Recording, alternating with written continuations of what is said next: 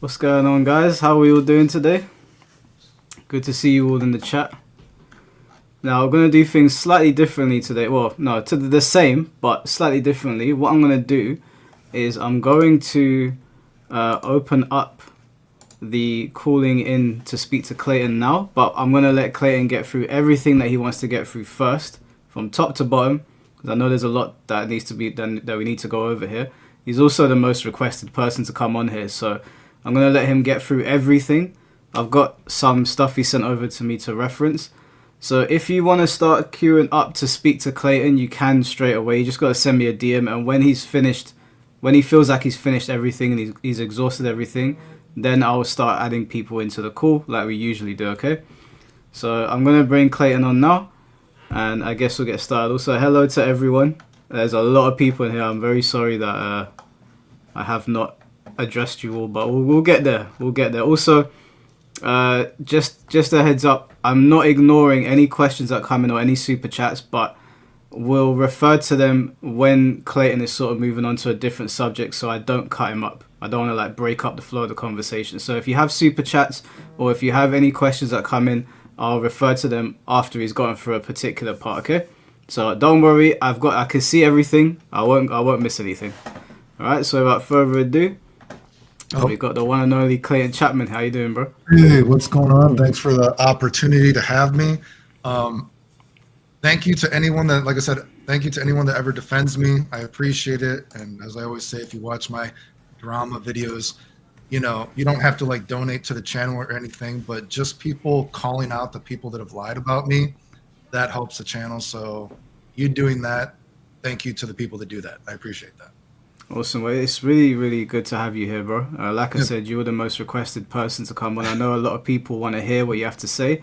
I do have to say, before you get started, some of the things that you sent over to me was some of the most like foul, nasty shit I've read. For people to say that about you when you were going through what you're going through is insane. But obviously, as we know, people say stuff behind anime profile pictures all the time. So Yeah. I'll let you get started wherever you want to start. Yeah, even before I get to that, I mean, apparently, if you know me from Dragon Ball, I didn't even send him stuff about the Sephr stuff because I was like, well, you know, I was just telling him this before we started. So if you know the Sephr stuff, right? So I kind of just sent him in technicals a little bit of kind of like a Cliff Notes thing. So you know what I mean? But I guess I didn't even send him the Sephr stuff because the Sephr stuff was crazy. But yeah, I've got the Google Doc here now, so it is pretty crazy, but we'll get there eventually. So, okay, I don't know where to start. My story in the fighting game community is, and I'll try to run through it because people probably want to hear once the buttmonger stuff happens. Yeah, just before you start, we did invite Rooflemonger. He 100% saw the message because he was very quick to respond to me when we got into an argument earlier last year. So he chose not to show up here, but he is welcome. If he decides to show up at some point, he's welcome. So he actually responded to you? Yeah, last year we got into an argument about some stuff. But this, he conveniently didn't see it, so which I don't believe. But anyway, yeah, go for it. I don't believe that either. But okay, so my history in the scene, I'll try to go through quick. So I started going to tournaments when I was very young. I had known about Street Fighter, of course, and all that kind of stuff because my grandma used to take me to arcades, and I would read about people like Mike Watson.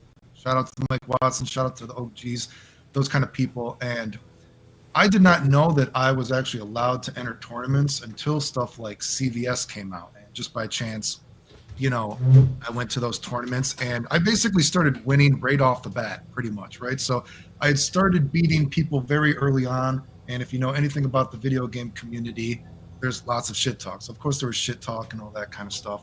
And for tech specifically, I first started getting knowledge from tech and for tech kind of videos and combo, and which I sent you guys a doc, is because for CVS2, my combo video that I did for that at the time, basically nobody had done a video like that for Street Fighter besides the Japanese at the time.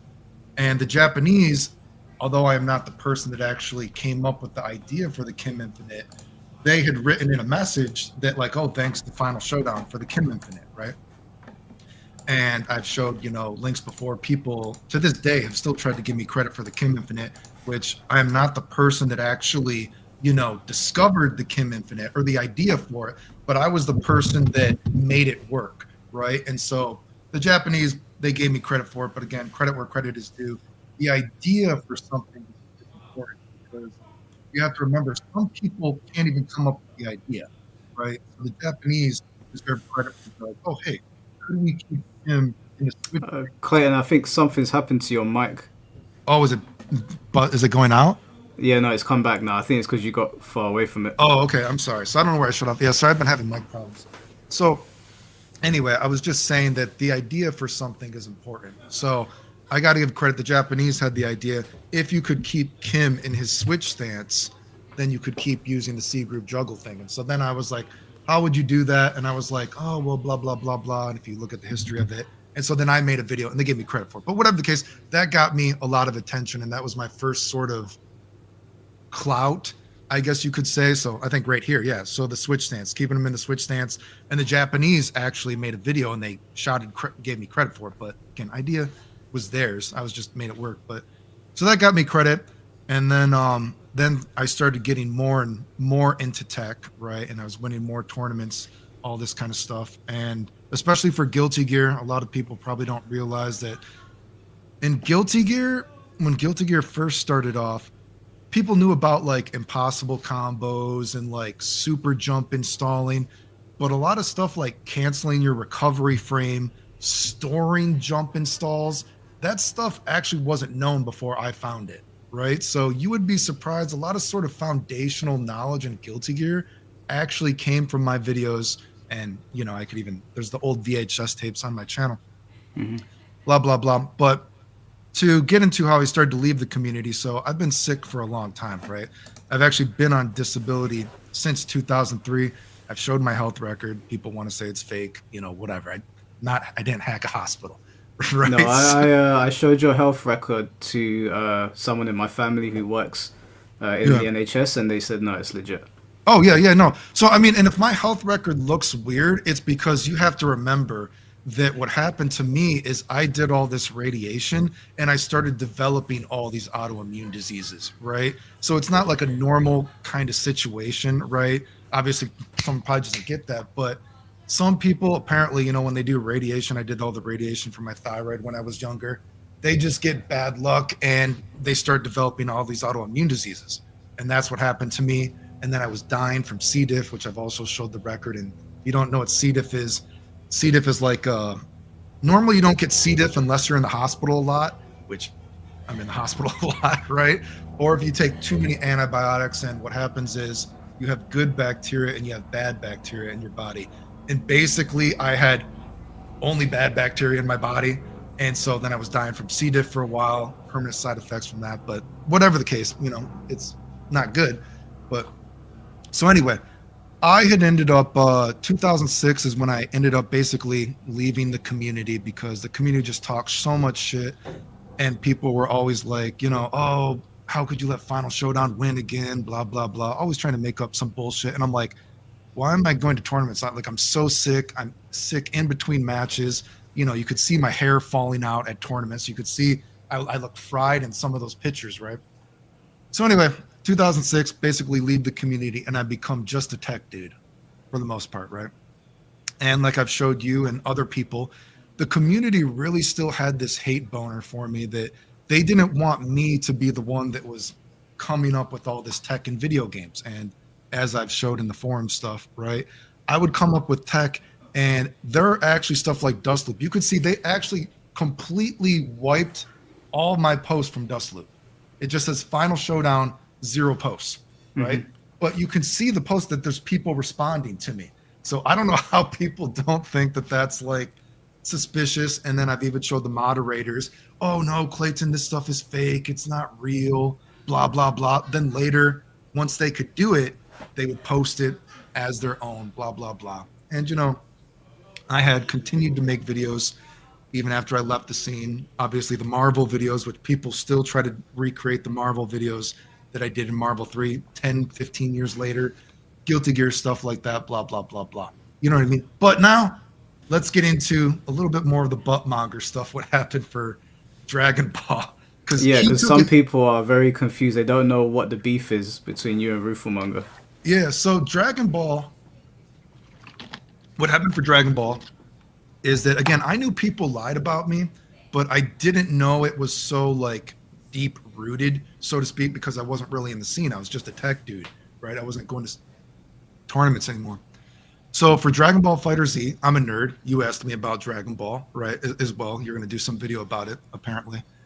And I was like, oh, I like Dragon Ball. I'm a nerd. I like Vegito. I just think I prefer Vegito over Gogeta. I like the laser sword. The earrings look cool. I like kicks, whatever. So I was like, oh, there's going to be a Dragon Ball game, right?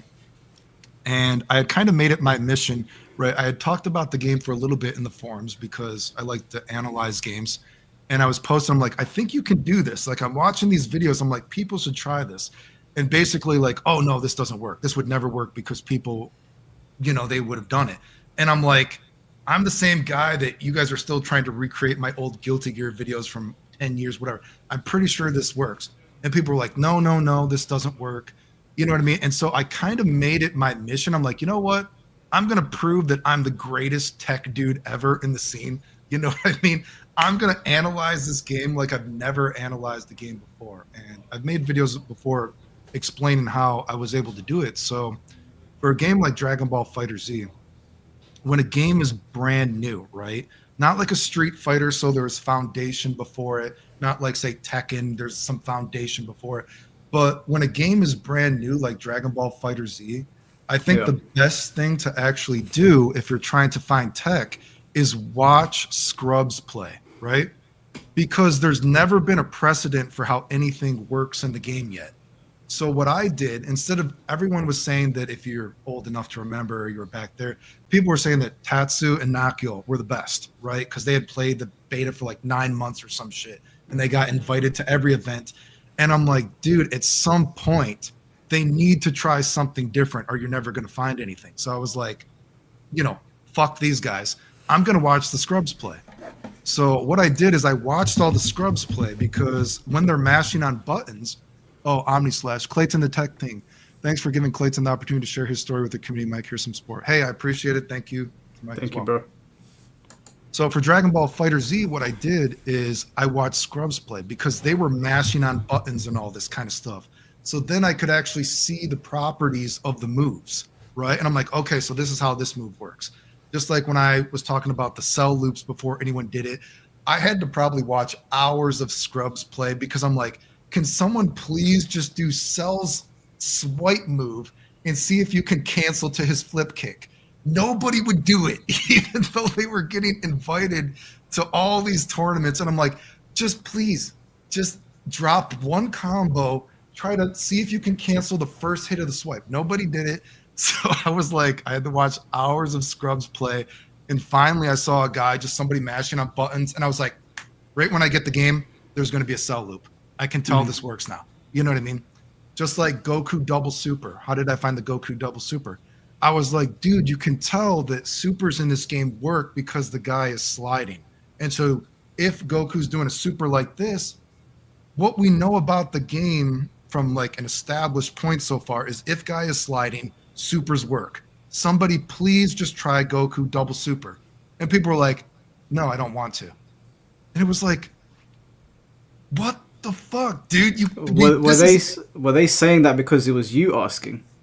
Oh, I mean, they could have been. I mean, obviously, I've had haters, but whatever the case. So obviously, then once I got into, there was a beta like a week before the game came out or whatever, and then that's where I was like, boom, people were like, whoa, cell loops. There's sparking dash loops. There's double supers. There's all this kind of shit. Like people had never done anything like this, right? And so what happened was, and the funny thing is, if you go look at, I've showed the quotes.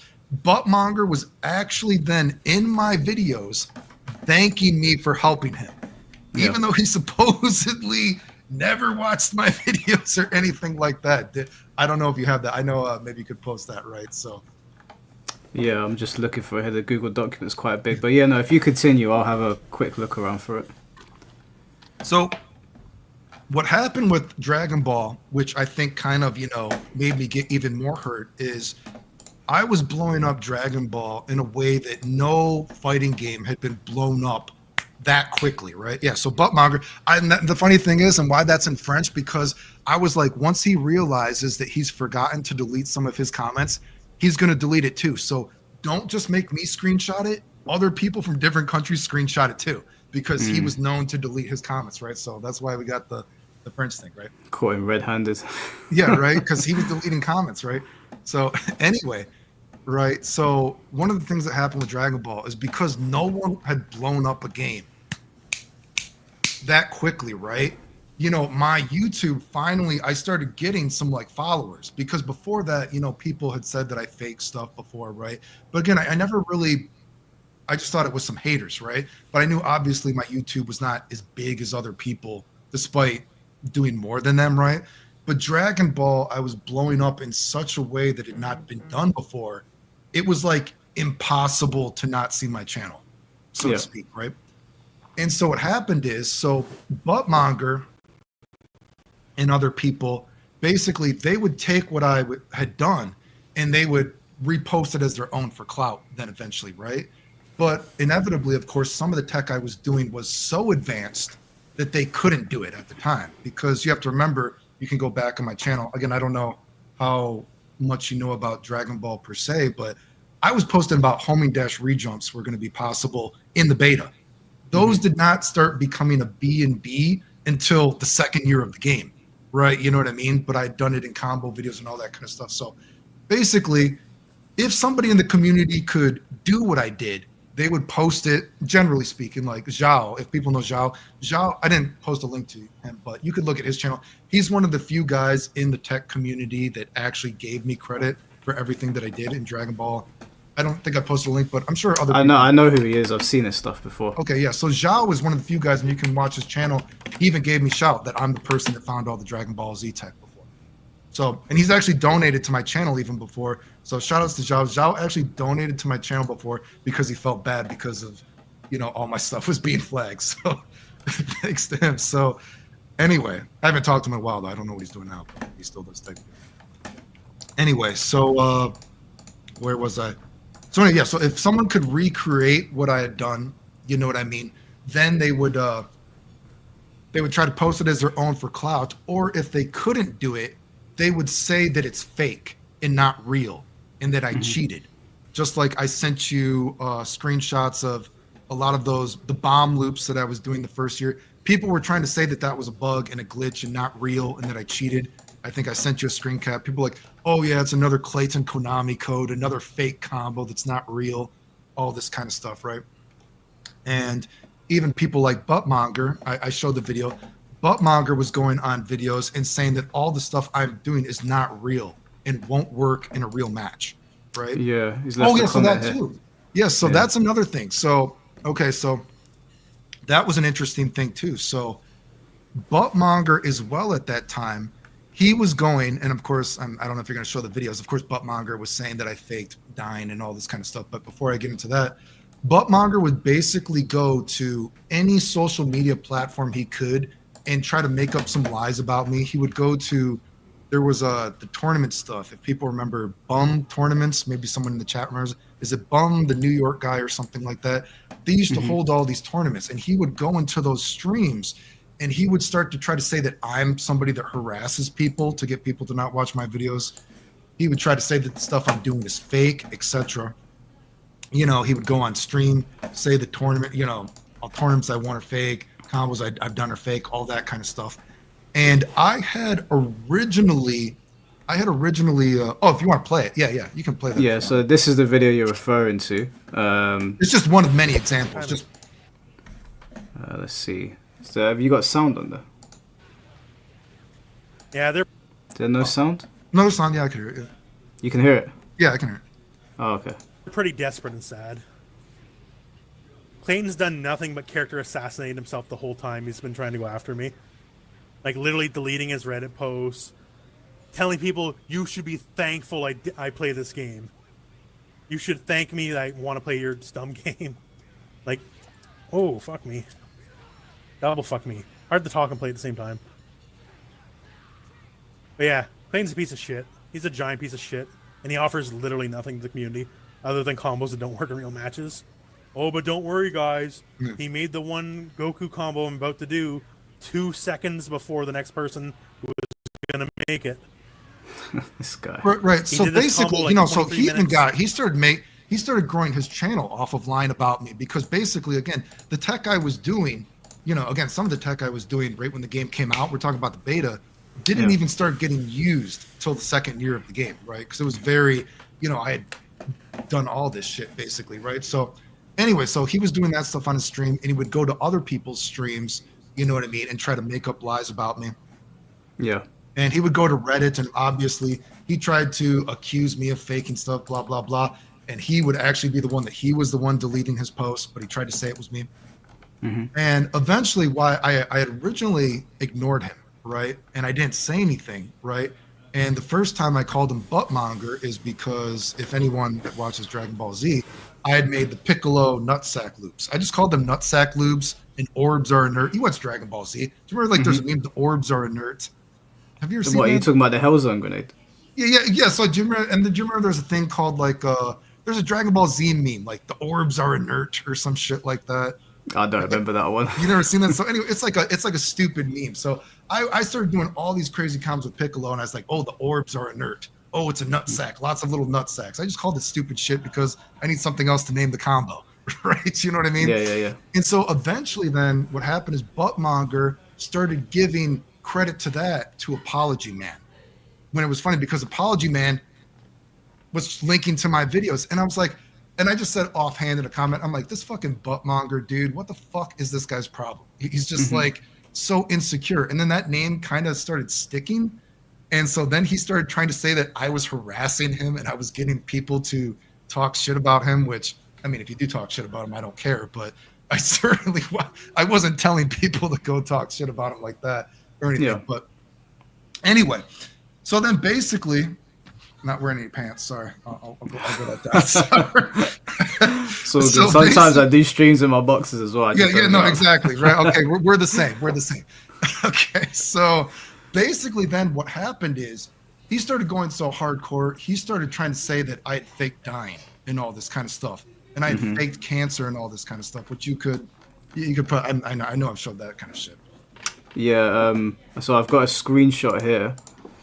Let me know if this is the correct one because there's quite a lot. Oh yeah, so that's stuff so he tried to say that my health record was actually not me and the pictures were not me and I stole the pictures. I'm like, how do you think the pictures aren't me? What are you? So no, he did a lot of stuff, and there should be videos there too. I've showed of him. Yeah, there's if you continue talking, I'll just so there's a video maybe above that. I'd have to look at the document myself as well that I sent you. Is it the one where it says Rooflemonger exposed? Oh yeah, that might be it. Yeah.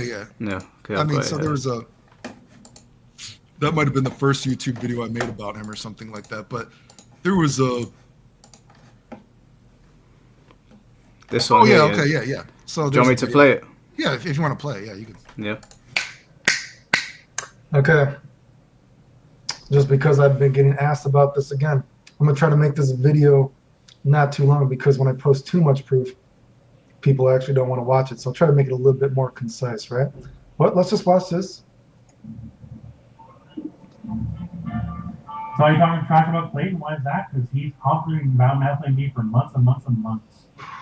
Completely for no reason, and fuck him. And I can go into a lot of detail. Some people who know him in real life came to me on the side and told me a lot of fun things about Clayton and how he works in real life. Just the least of which is faking illnesses for attention. So yeah, I'll just leave it there. If Clayton wants to keep at it, I got more than enough ammunition against him. So again, there was many examples like that. And the funny thing about that is it got so bad, and I was getting so many messages about this. I had a Twitch at the same time as well. And Twitch actually messaged me, and they said they were opening an investigation about Buttmonger and if I had any proof to show them, right? And so I had sent them clips like that. And if you look at that, we showed it earlier, the screenshot of Buttmonger would go into people's going to people's Twitch during tournaments. So any Dragon Ball Z tournament that was going on, Buttmonger would start spamming the chat and saying that I was doing all this stuff to him, which I cannot say if this is why it is, but if you look and go look at the bum guy's Twitch or whatever like that, there's basically like a month of tournaments that were just deleted. Now, I don't know why those were deleted, but I would assume it's plausible because Twitch at the time was opening an investigation into Rooflemonger, and he was spamming all those tournaments that month, right? Saying that I did all this stuff. Just like that clip is now deleted from Twitch, right? So I assume Twitch, again, I don't know. I would assume Twitch was like, you got to take this down because this is harassing another person. Right? Yeah. But I can't confirm if that's why they're deleted. But, you know, I would say it's plausible, right? So anyway, and then I had showed you other screenshots as well. So then places like, people really like protected Buttmonger too for some reason. Like sites like Event Hubs would allow Buttmonger to say that I fake cancer and all this other kind of weird stuff in the comments, but they would actually delete comments like supporting me, right? Oh, and of course, then he would openly brag about it. Oh, hey, it's so funny, you know, joking about Clayton, right? Yeah. He also was a person that was known to, if you know about, again, any of the history of me in the fighting game community, he's been connected to a lot of other people who have lied about me as well, like all those Team Gohan Discord guys that made up a lie that I tried to get gay people to kill themselves. There should be a screenshot I show you. You can see him in the conversations, you know, encouraging people that, hey, you should try to start fights, you know, with Clayton, right? Maybe I should open up the document. Oh, is that where? Yeah, so that's a Discord thing. You can even see the Houdini guy admitting that they're talking to Buttmonger. Now, I don't know what the conversation, you know, what they actually talked about, right? I'm not privy to their private messages. But even on Twitter, you know, you could see Buttmonger, hey, you should get in a fight with Clayton. It's going to make you popular, blah, blah, blah. And I don't think it's a coincidence that people like Harry, etc., said that I tried to get gay people to kill themselves. And like I sent you some screenshots earlier today, the Discord started banning me and people that would talk about me, right? And I'd be like, the screenshots that you sent me today are pretty terrible. What people were saying. I'll just bring them up here so people can take a look at them. But I just want people to understand that this is essentially what they're trying to do to Clayton, or what Rufo was trying to do, is essentially character assassination. Yeah. So is that so that's the Enigma. So yeah, Enigma is of course one of the Dragon Ball mods or whatever. So I basically started getting banned from all these Discords for supposedly trying to get gay people to kill themselves. And I'd be like, what the fuck is going on? People would even say, oh, well, he just said you said it, so I banned you. And I'm like, so you didn't see any proof of this? And they'd be like, no. And then of course you'd see people, they would post pictures of me on Oxygen, how funny it is. Like, I mean, the community is pretty fucking evil. And if you defend me, they would actually ban you. You know what I mean? This is really fucked up. This is really fucked up. And I showed you there should be a screenshot too, like the guy, like, you know, so he's a known person. So, God, we're really talking a lot of shit about him, but it's true, right? So, Buttmonger, from my understanding, is not only fucked with me. He's a known person in the community that would befriend people and then take what they did as his own, right? And I've gotten messages from people even that apparently in his town, and maybe someone can, I think this was the chat last time I was watching you, they could say, okay, I'm all over the place. Sorry.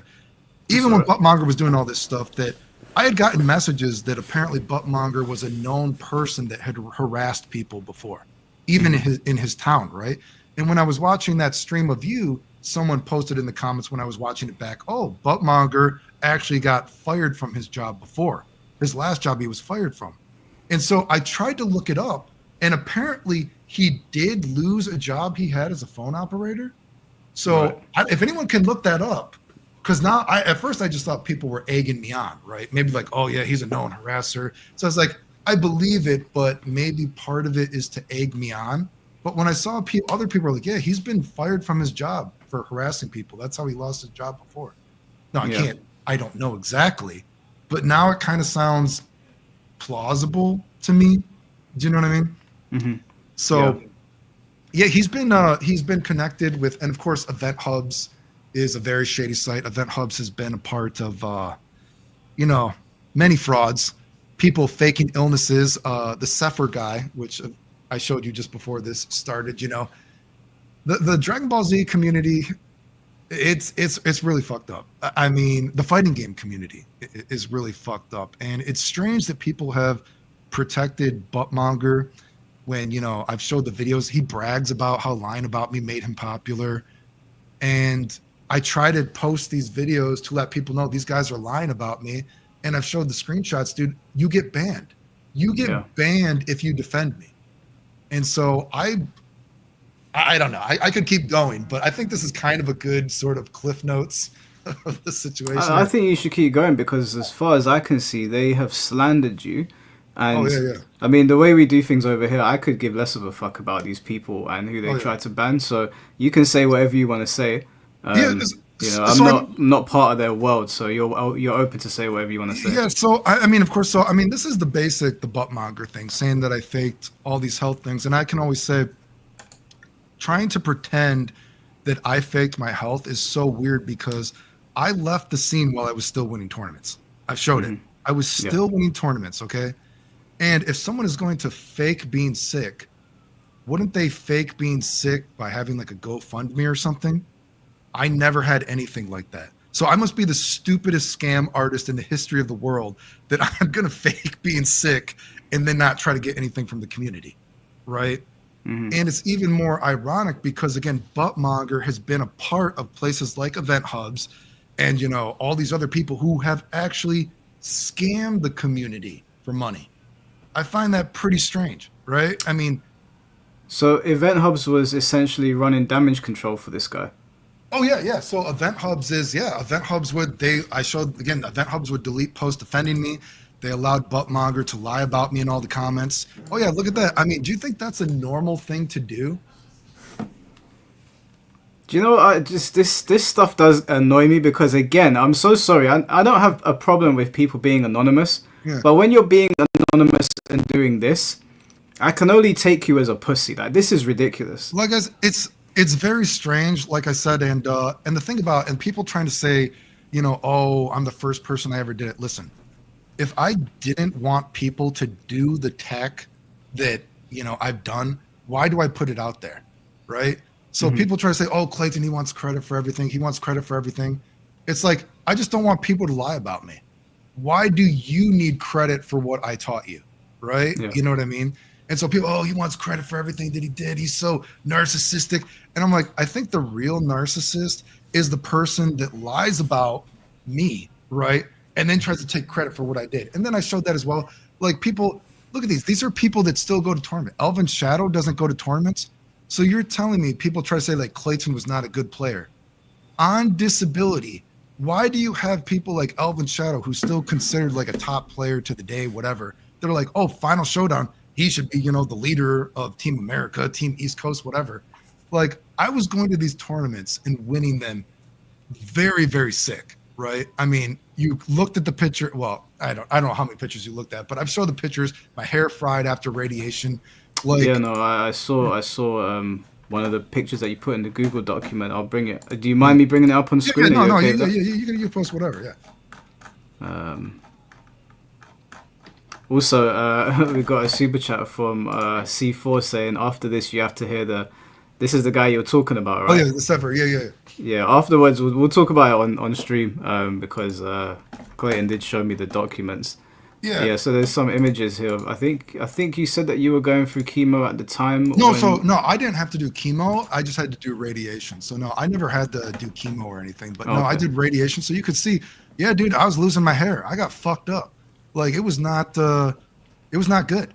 I don't know, like, I've said this before, and God, when I was dying from C. diff, like, that is very, I don't know if anyone's ever been dying before, but you start to become like delirious. Like, you like, it's almost like an insanity. Like, I would only wake up just to basically experience pain, to be honest with you. And so, man, the C. diff, that was terrible when that happened. Basically, your body would like pass out, and you would have these incredible nightmares because they gave you this medicine. It's called like Flagyl, and you can even look it up. Flagyl is a medicine that can like fuck with your brain.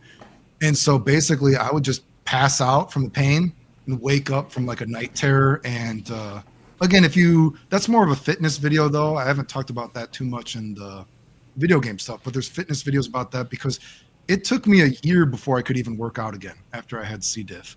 So that was a long time before I could even attempt to start being healthy again, you could say. But for other video game drama stuff, we talked about the Teen Gohan Discord guys tried to spread these lies that I tried to get gay people to kill themselves, which was funny because they even admitted then that it never happened.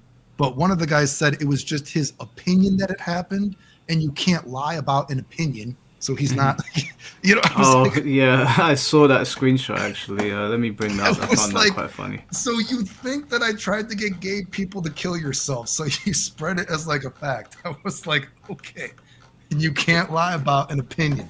Like I was like, these guys are fucking crazy, dude. But and again, the community, you know, protected these people. What the fuck? You guys just spreading all these lies? Well, it was my opinion that you did it. What? And of course, that's a motherfucker who, if you don't know, connected to Rooflemonger. He apparently, someone can correct me if I'm wrong, did he lie about that his brother had cancer, or he said a friend had cancer for money? And he was canceled for that. So someone can go look that up, but I know he was canceled. So he's another guy that caught faking stuff. And the last time I looked him up, I think he had posted on Reddit that he got diagnosed with some kind of schizophrenia or something, and he was in treatment. So whatever, someone can go look that up. But I looked that up, and I'm like, I'm sure that motherfucker's never going to apologize for me. So anyway, there was that guy. The Lily story, I don't know if that was Tyrant. Lily is a person that there used to be, I showed the messages. I don't think I showed you those, but I've talked about it. Lily was a person in the community that used to message me on Instagram, and they kept on saying, I want to see your dick. I want to see how big your dick is when you work out, all this kind of stuff. And they were trying to send me, this is going to sound bad, they kept trying to send me kind of like quasi naked pictures of their butt and everything like that. And at first I didn't realize it. I thought it was somebody trolling me because it was like an old man butt. You know what I mean? The butt was not loyal. I'm like, this butt is, there's something not right about this butt. This is not like a female butt, or if it is, it's a flat ass. Right. Okay. So anyway, what happened is, so then around this time, I started seeing that, and I didn't even put two and two together at first. I started seeing this Lily person saying like, oh yeah, I've talked to Clayton. They're so unfriendly, blah, blah, blah. And I'm like, who is this? I don't know who this is. And then I kind of was like, wait a second. I'm like, wait. And I look at my Instagram and I'm like, is this the person that's been like messaging me for like naked pictures and keeps trying to send me ass pictures? And I'm like, because I didn't, you know, people have different screen names and everything like that, right? And so anyway, they actually put up a GoFundMe as well. They said they were being harassed for being a transgender, which I didn't even know at first. I just thought it was a butt that was not very feminine. I didn't say anything bad to them, right? I didn't know. I was just like, what is this butt? It's like an old man butt or some flat butt, right, dude? I mean, that story's on my YouTube, but, and I'm like, so they put up some GoFundMe that they're being harassed for being transgender, and they had even named me as one of their harassers. And so then what I did is I posted the messages, and then they changed their story to they had now never talked to me. And I'm like, wait a second. So if I was harassing you, now you're changing your story to you never talked to me, which I took that as that they didn't want to say it's the same Lily in my messages, right? And the Lily story, what happened with them is they apparently, and I don't know everything that happened with this because I'm not in the community to that extent. What is this? Oh, that's a Sephr. Yeah, so we'll get to the Sephr. Okay, I'll get to the Sephr after this, yeah. So the Lily thing, Lily apparently got caught having sex with their dog, I guess, apparently. And it was a known thing. And apparently what? Yeah. So apparently it was somebody leaked it. Someone, you can correct me someone in the chat, I guess, can correct me, who originally leaked it. Lily was caught having sex with their dog, apparently, and someone leaked some of the messages, and they're like, a dog. Some of the messages were funny because they're like, Lily, the dog can't give you your consent. And I think they said, yeah, they can't give consent, but they would want to if they could or something. Does anyone remember those messages? Wait, hold on a second. How did they even get caught doing it in the first place? I think somebody leaked the messages. That's what happened. Because what happened was Lily told somebody that she was having sex with no. So because what happened was, and I had made a video about it, apparently it was already a known thing in the community that Lily was having sex with her dog. And they said that the reason we didn't tell anybody before is because they were hyping Lily up as this amazing transgender member of the community, right? You know what I mean? And so then someone must have eventually saw it in the chat and they're like, oh, fuck, we're leaking this because I'm not cool with that. But apparently there was a message, and again, I can't remember all these people's names, but they were like, hey, yes, we knew about it, but we were protecting the community. That's why we didn't let everyone know about it at first.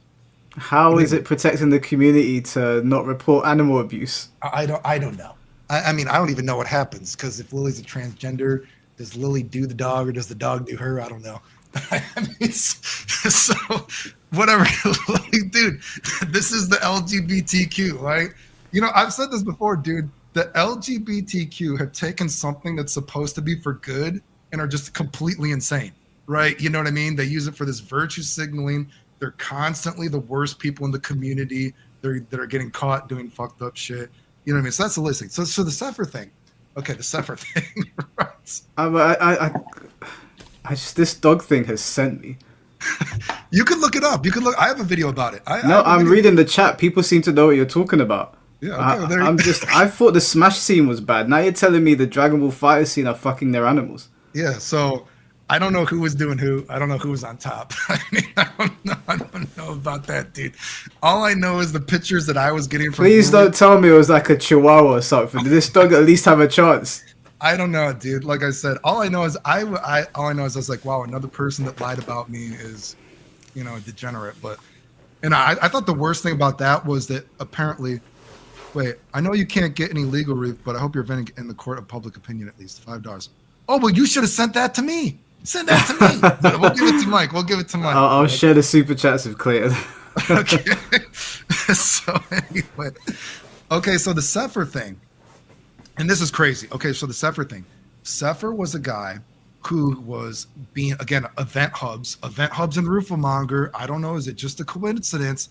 Sephr was being promoted as this tech lord of Dragon Ball FighterZ, right? And apparently they had great records while playing against people. Like, look at their records. They're a gold star, whatever the fuck it is, platinum or some shit like that. And Sephr was also saying that they had all these health problems. And while talking shit about me. So, of course, I got to be like, okay, bro, you're comparing me to your health problems. My health problems are fake. You know, whatever, blah, blah, blah. And yeah, there's a whole thing about it, right? This is the document basically going over everything that you're talking about, yeah? Okay, so I don't know how much they talk about me, but again, there's stuff I didn't even know about that. So I did not know about this, you know, myself. I knew that Sephr was shady because Sephr was trying to take credit for stuff I was doing. Sephr's like, Clayton's not really sick. I'm the person that's sick. And, you know, it was very strange. And so I called Sephr out and I'm like, post your health record, motherfucker. You think I faked my health record? Post your fucking health record. And people, oh my God, Sephr, how could you do that to an LGBTQ person? They're such a good blah, blah, blah. So anyway, more Clayton is evil. So what happened is Sephr basically, they started saying that they were being hospitalized a lot. And they said they were hospitalized for playing too many video games. And the stick was that they were working so hard to protect the community that their health was failing them. How retarded does that sound, right? And I'm like, stop playing the game. Just stop playing the game. If you're hospitalized for playing too many, stop playing the game, motherfucker. I'm like, please show me the health record. Well, anyway, what happened is Sephr was apparently in the hospital and they were commentating a tournament. Again, correct me if I'm wrong. And they accidentally turned on their webcam. They weren't at the hospital.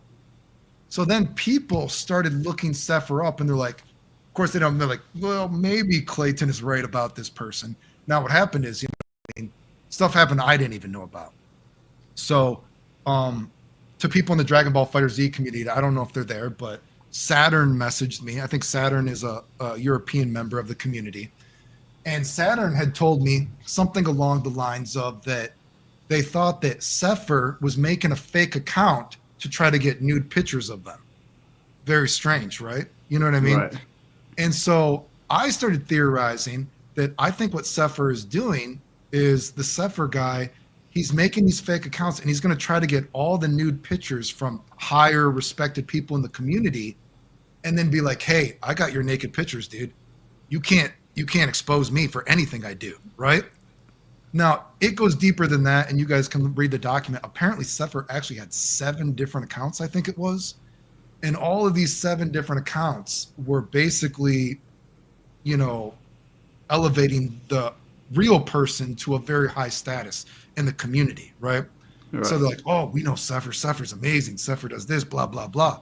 And, I mean, again, people can look it up. Apparently, I was calling out Sephr for a while. I made videos about Sephr that I knew Sephr was fake. I didn't know they had 7 different accounts fake, but I'm like, this person is shady. And they would, again, the Discord would ban me or ban anyone that posted videos showing that Sephr is lying about stuff. But eventually Sephr was, Sephr started making donation streams, and Sephr took the donations, obviously, and they saw that Sephr wasn't really sick. You know what I mean? They turned on their camera. And I don't know who originally exposed all the Sephr different accounts, but obviously Sephr got exposed for having like 7 different accounts, and they were all together to make them a super high respected member of the community. Again, Event Hubs was part of it. Yeah. Kind of suspicious. I don't know. When you say Event Hubs was part of that, what exactly was Event Hubs doing? Event Hubs was promoting Sephr as like a tech lord and this great person to the community that had helped everybody despite, their problems. Very, very suspicious, I would say. Don't you think? Have you had any contact with people working at Event Hubs since all of this had been going on? No. So Event Hubs is a place that had never really wanted to post my videos. They always wanted to post desk videos, and I would get some excuse that I can't prove my videos are real or some shit like that. And it was just, like I said, I knew people in the community lied about me, but I just thought it was like, oh, there must be some motherfucker who works at this place that hates me. Whatever. Yeah. You know what I mean? I didn't know that the community lied about me the way they did until Dragon Ball. Until I saw people like Buttmonger actually bragging how lying about me made him money. And I was like, whoa, like, people believe this? And then when I made my original video, I got so many messages. People were like, wait, you didn't fake dying?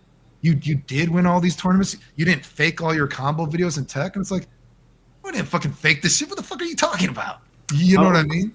I'm just going to read out this super chat and ask you a question surrounding Rooflemonger and this situation. So, Jason Elba, thank you for the $5. He said, Clayton, he is also trying to grift in the virtual fighter community as well. He blocked me on Twitter, all because I said his tutorials were inaccurate, had inaccurate info. Right. So, I cannot speak for Virtual Fighter. I'm not a Virtual Fighter player, but the idea that he would put out inaccurate info, I mean, we already know he does. Yeah. Right? So I cannot speak on your specific situation, but it is plausible. I would believe that. The question that I wanted to ask you is that, like, obviously, being somebody that puts yourself on the internet, like much like I've done myself, you get a certain level of hate. But the kind of hate that you are receiving seems like very, very, like, it's not, I wouldn't even say I have haters. I just have people that dislike my content or like want to argue with me. But you actually seem like you have haters that like want to either like harm you or like discredit you. What is the reason for why they went so hard against you? Oh, well, I think there's no doubt that there probably are legitimately people that probably did think that I faked being sick when I was younger. But people get sick all the time. Why did they? Because you weren't doing a GoFundMe. What made them go so hard against you? Oh, well, that I can't say. But, I mean, I think it is obviously plausible that, yes, people probably did think that I faked being sick. But, I mean, you do got to remember that you weren't there. But, you know what I mean? I did win a lot of tournaments when I was younger. Yeah. And I won them very sick, right? And so that probably rubbed people the wrong way. And I was putting out tech that nobody had done before. You know what I mean? A lot of stuff, again, a lot of people don't realize that a lot of tech in video games is actually originally from me, that maybe even is just, sort of simple stuff that you take for granted, which I've showed again before. Like, wikis don't want to put me on the wiki list. We could talk about the Guilty Gear stuff. I've talked about it before.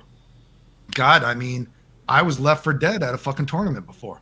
I collapsed. I was very sick. People stole my stuff. I mean, that's a pretty known, well, I say a pretty known story. People obviously don't want to talk about it, maybe. Wait. You collapsed and people robbed you and left you there?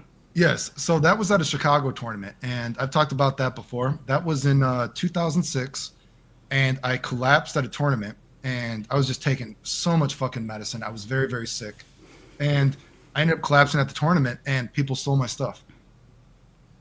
I know that's a pretty, and you can go look that up. That's a story that is still on Twitter.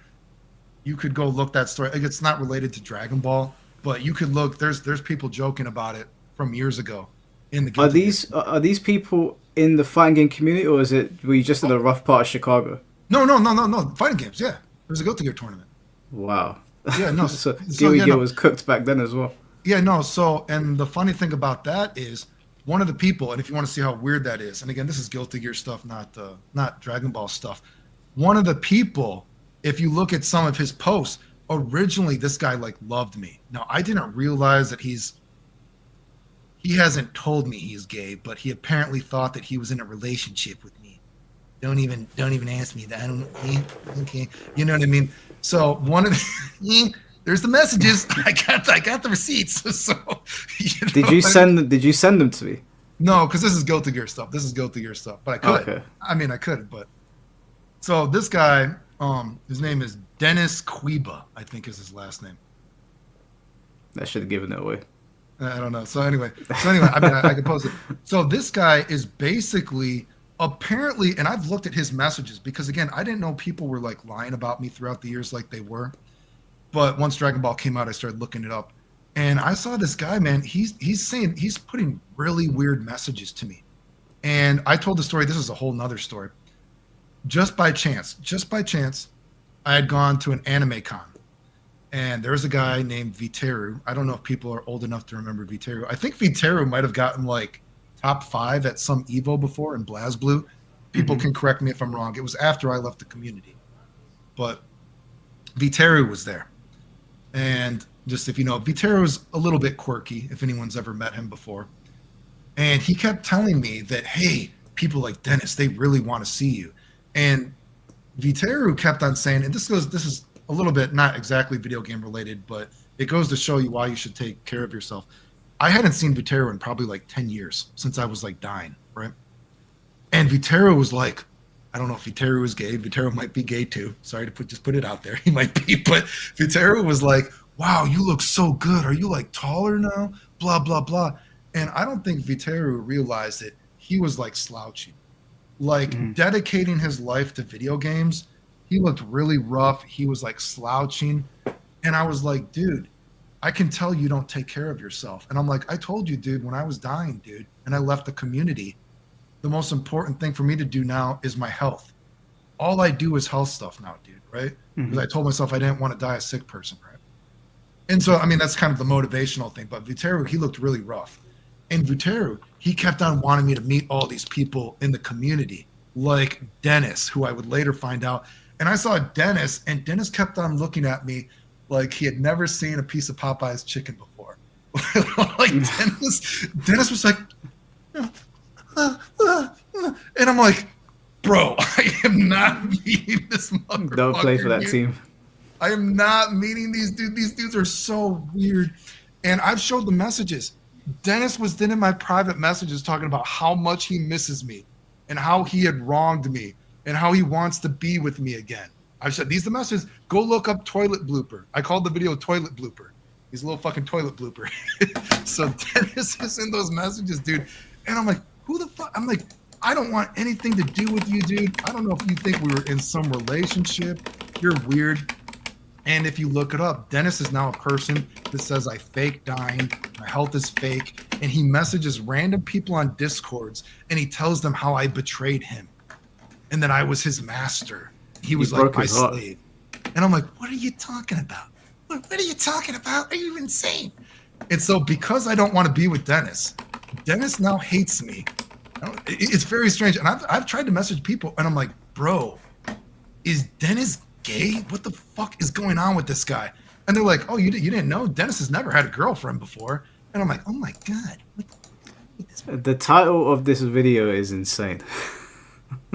Oh yeah, Kai Fan. Yeah, so that's one of the guy, Kai Fan. That's Dennis. Yeah, so that, Dennis is he's insane. He's talked about me for years. I don't know. I mean, it's an 8-minute video. I don't know exactly. I mean, I have he's certainly talked about me for years, and he hates me now.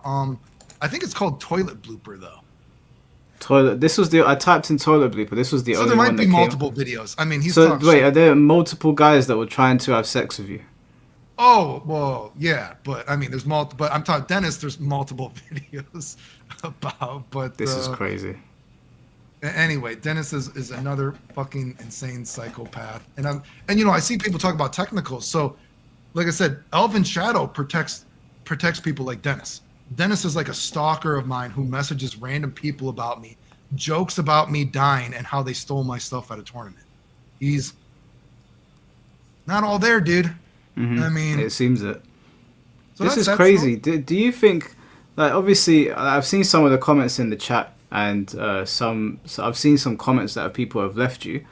Oh, I And- can't. I'm not reading the chat. Sorry. So I'm not reading the chat actually. No, it's okay. It's fine. No, some people were saying that like that you're a good looking guy and whatever. Do you think that you maybe got some hate from these guys because some of them probably didn't take care of themselves?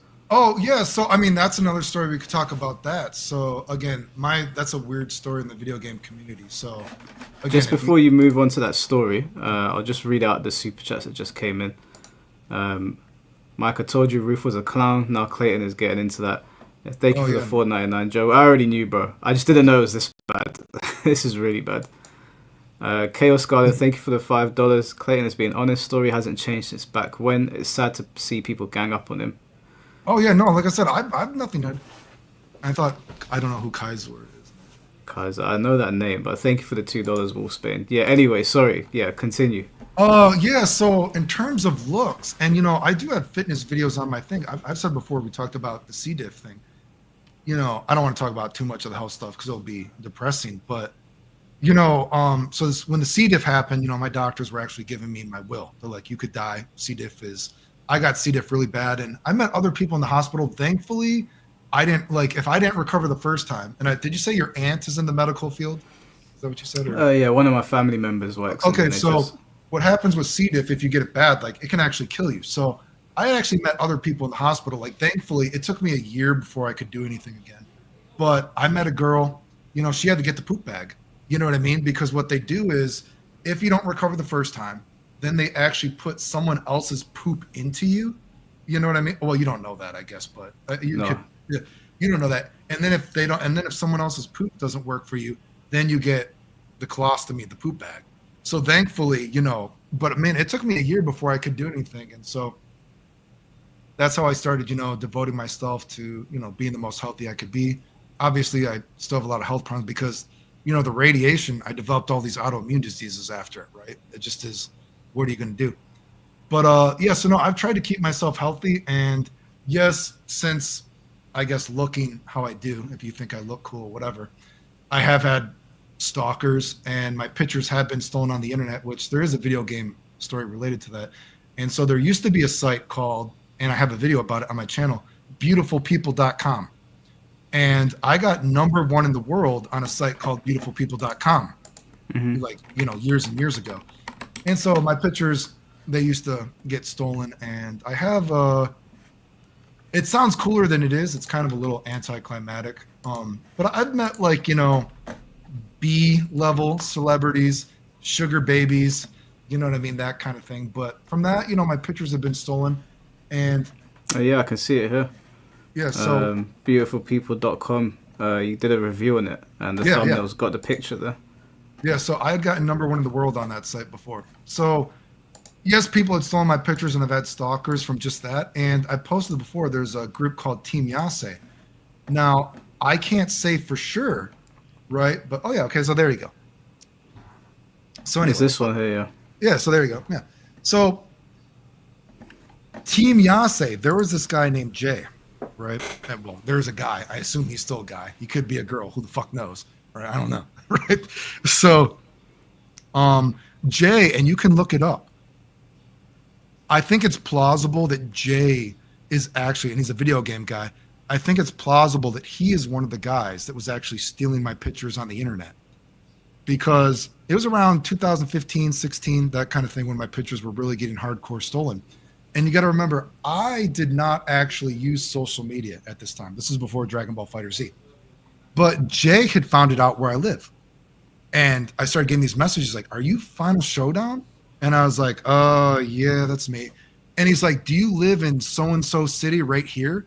And I was like, yeah. And he's like, oh, sorry, like I'm not stalking you. I just heard that you live next to me. And that's even happened before, like when I was winning tournaments before. My brother used to tell him that people at school had heard about me, other nerds, and they would want to play. And my brother went to an art school, and he's actually had friends that they worked on the Red Dead Redemption game, if you've heard of that. You know what I mean? So, you know, nerds, whatever. So friends had heard about me, but this Jay guy found out about me.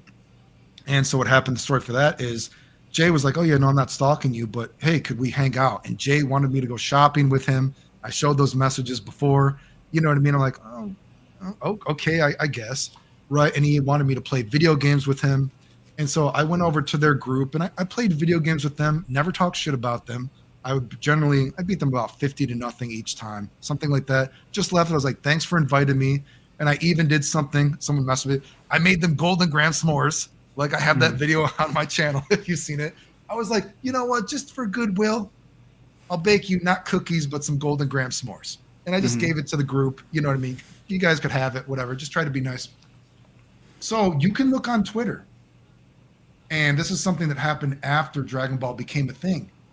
I saw, and I searched my name because I saw this guy was saying weird things about me. And I saw Jay was posting half-naked pictures of me all the time on Twitter. And I was like, wait a second. And then I was like, Jay also apparently was a 4chan guy. So I'm like, you're telling me my pictures are being stolen on the internet on places like 4chan. And the dates somehow lined up with when he's posting all these like naked pictures of me basically on Twitter. Now, another thing, this I can't prove this. I mean, well, I can prove the Twitter messages, but you know, at the time, you know, Jay was always like, oh, you're such a beautiful guy, blah, blah, blah, blah, blah. His girlfriend was giving me hints that if I wanted to, I could smash. You know what I mean? Let me just say this. His girlfriend was giving me, you know, she's like, what the fuck? You know, like, she didn't say that, but you know, she was kind of letting it go. So anyway, long story short, I actually think it's possible that Jay is a cuck and Jay wanted me to fuck his girlfriend in front of him. And yeah, I got videos about that, and I was like, and then Jay found out, yo, bro, I'm not interested, and you know, there's I know that sounds weird, but it's plausible from, and I never thought about it because I just thought the girlfriend, I just thought it was a dude like, oh, you know, I just kind of turned down her flirty advances, but you know, she's kind of giving me the, want to take pictures with me? You want to do this? So the $1 million question is, did you go for it? Did I go for it? Did I go for it? Did you go for it? Did you go for the girl? Oh, no, I didn't. No, okay. I didn't. Oh, no. But like I said, I assume it's plausible that then seeing the Twitter messages that Jay, and knowing how deep Jay is in the LGBTQ, maybe Jay wanted a threesome, wanted me to bang his girlfriend. You know, it's plausible. I can't prove it, but there's definitely Twitter messages. I've showed the messages Jay would send me. So plausible. And now Jay hates me, make up something like I hate gay people or some shit well, like that would be his defense after that. Yeah, so I don't know, dude. I mean, can't prove it. I can prove the Twitter messages and the messages I got. I can't prove his motive. I cannot prove his motive for wanting me to hang out with him. But you can read the room. You got a vibe. Right. That's what I assume. But you know. That's crazy. So that's God. I mean, more people. And that person is connected to Vicky Viper, who I think you might have heard about. Yeah. I've so seen Vicky some Viper stuff connected to technicals regarding that. Yeah. So Vicky Viper, Team Yase, connected with all them. Vicky Viper, another stalker of mine, crazy fucking Looney Tune. I don't know if I beat Vicky in some tournament years ago. Oh, okay, well, that's something else too. Oh, okay, so back to Rooflemonger. Something I can't prove, but plausible, again, is that I heard that Buttmonger started at some point saying that he was an OG of the Canada scene and that he was going to all these tournaments. Now, I searched up the tournaments that he supposedly would have went to. I can tell you, guess what? I can't find any mention of him whatsoever. But I posted who's in the tournament results. Clayton, me. right? Yeah, you sent me those pictures. I'm pretty Did sure. I send the Canada one to you? I don't know if I sent the Canada. I know I've posted about it before. There's tournaments that I've won. You know, I sent you some of that, but I don't know if I sent you the Canada ones exactly. But Yeah, no, I don't think you did. But I think I did see them somewhere that you were in the standings and he wasn't. yeah. So the thing is, so it's plausible to me now because I'm like, okay, so first of all, I already know he's not in the tournament results because if he was a tournament winner, we were around the same time, so I would have known it, right? So I tried to search just the forums. I tried to be like, is it possible that he's just some guy that, you know, just a scrub, right? Just a scrub. I can't even find a mention of him in any thread, not talking to people, nothing. But you can see people talking to me. So again, possible, can't say for sure, but it's potentially possible that Buttmonger is just some dude that has held a grudge against me because maybe I beat him in tournaments. Because I would go to Canada tournaments. Can't prove that. I don't know. And I can't prove it because I can't find his name anywhere. So when was the last time that you had that you and him spoke, or there was any contact or back and forth? Nothing. I mean, I could not even tell you. I mean, I just called him, like I said, the first time I even started saying Buttmonger was after the Piccolo nutsack loops. Because eventually I just didn't pay him any attention or something like that. But of course, on forums, yeah, when he would lie about me, I would call him out all the time, right? You know what I mean? But I couldn't tell you the exact date. I mean, technically, we tagged him in this. We told him to show up. You know what I mean? So technically like this, but talk to him where he actually responded. Maybe years. I can almost guarantee that he's probably watching right now. Oh, yeah, I mean. Because he's very, very active on Twitter. And, I wouldn't be surprised. I'm sure he stalks me. I would not be surprised. Yeah, I mean, Rooflemonger, you're more than welcome to join the call and try to defend yourself if you want. This is open. I know that he's seeing this because I know how active he is online when people tag him. Oh yeah, I believe it. So, other than that, is there anything? Maybe the Obama story. The Obama thing was weird. It shows how shady the community is. I don't know if you watched that video. I don't think I linked it to you, but I don't know if it would be Clayton Anime Illuminati. And so that was an interview I did in Japan. Yeah. So yeah, I mean, because your story is so expansive. Is there anything that you didn't cover before people start asking you questions? Yeah, so I'll just tell the Obama thing, then maybe we could do some. I mean, there's so much shit, dude, right? The Obama thing was strange because I don't know if he's watching, but maybe people remember him. Oh God, we didn't even talk about Carno's Revenge shit.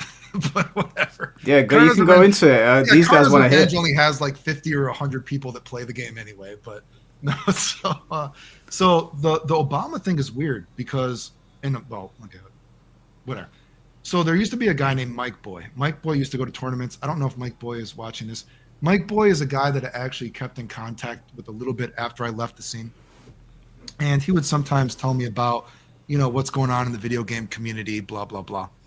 And he had told me about a guy named Obama, that there's a guy named Obama that he streams and he shouts me out a lot. And I'm always, wow, someone shouts me out. They're not talking shit about me. That's cool. I'm shocked. Shocking, right? Okay. So anyway, then Dragon Ball came out and Mike was like, man, you should really talk to Obama. Obama is actually like kind of a big streamer now. And he regularly shouts you out. And I was like, really? And so I watched some of his streams and you could even look at the posts. He even would shout me out at Evo, Final Showdown, Dial Up Sucky. Even when before Damascus started talking shit about me, Are you talking about Majin Obama, right? Yeah. Oh, okay, yeah. Yeah. So, and basically, so I thanked him. I'm like, wow, thanks for, I guess Mike had told me that you shout me out. I don't know a lot about you, but thank you. And so I was going to Japan and Obama, he's like, yo, hey, come to do this interview kind of thing, right? And so I did the interview, and to my knowledge, the interview that they did was, the biggest interview they ever did for somebody, right? And so I was thankful. He's like, yeah, I used to read about you during Live Journal. I read about all those tournaments you won. I know all about you. I know Mike Boy. We've talked about you. We know about you, right? And so I was thankful, and anyone can watch the interview, joked around, apparently it was the biggest thing they had done. So what happened was, then the next time I'm coming to Japan, and this is around the time that Guilty Gear Strive was coming out. And of course, people are going hardcore, lying about me still. And I had talked to him, and I was like, hey, if you ever want to hang out again, thanks for, shouting me out last time. I appreciate the opportunity. You know, Guilty Gear Strive is coming out. If you want to hang out, whatever, we can talk about the game. And he like suddenly started flipping the script on me, dude. And he was like, yeah, only if you agree to enter all the tournaments that I'm having. And I was like, you know that I don't enter tournaments anymore, dude. I don't care about that stuff. And he's like, no, we're going to have controllers. I'm going to have a controller for you. I'll hang out with you if you enter all these tournaments. And I'm like, I don't enter tournaments anymore. I'm just a tech dude. And I'm like, but you know, Guilty Gear Strive is coming out. So if you wanted to do an interview, we can talk about Strive, which would have been nice because I predicted Strive. You know what I mean? Mm-hmm. You know, so I would have been nice to have that on an actual interview of me saying exactly how the game was going to work. And he just was like really weird. And he acted like I was trying to get something from him. And he's like, no, you got to enter the tournament. You got to enter. I'm not going to do anything with you. And I'm like, yo, dude, I don't know what's going on with you. And I'm like, I'm in Japan to hang out. If you want to hang out, we could go get something to eat, talk about Strive. You know what I mean? Talk about what we think about the game is going to be like. I'm not in Japan. I'm not going to go dedicate days to playing video games with you. I don't care about that shit. So I don't know what that was about, but I've showed the private messages, so they're there. Mm-hmm. So then he started going to his audience, and it was really weird. And he started saying that I was trying to use him for money. And I was like, what's going on with this? And I'm like, use you for money? And I'm like, dude, I literally said, I don't need to come. We can go get something to eat. I'm in Japan to hang out. I'm not entering tournaments. Like, I don't care. So basically, Obama tried to say that, act like I was a shady person and I was trying to get money from him, which makes no sense. And so then I showed the private messages, and I'm like, bro, you had to know I'm going to show the private messages. Mm-hmm. You're the one that wants me to enter all your tournaments to like get bigger viewers. You know what I mean? Even though I don't play anymore. So it doesn't matter. I'm like, I'll come and do an interview if you want to talk about Strive and tech, what I think is going to be in the game. But anyway, so I showed the messages, and he started making, I don't make any money off of this. I don't make any money off of this. And I'm like, dude, you don't make any money off of doing all this stuff, and you think that I'm making money? Which then, coincidentally enough, if you remember at the time, there was the Twitch leaks. Do you remember that happened? The Twitch leaks so many years ago that happened? There's been so many leaks that it's all meshing together, okay. But vaguely. Well, maybe somebody remembers. So there was somebody, a bunch of, all these big creators, their accounts got hacked or some shit like that, and their funds got hacked. And obviously, his account got exposed for how much money, and he made $50,000 from doing those interviews. You know, everything like that. And I'm like, so this motherfucker trying to tell me he doesn't make any money doing streaming, and he made $50,000. Damn.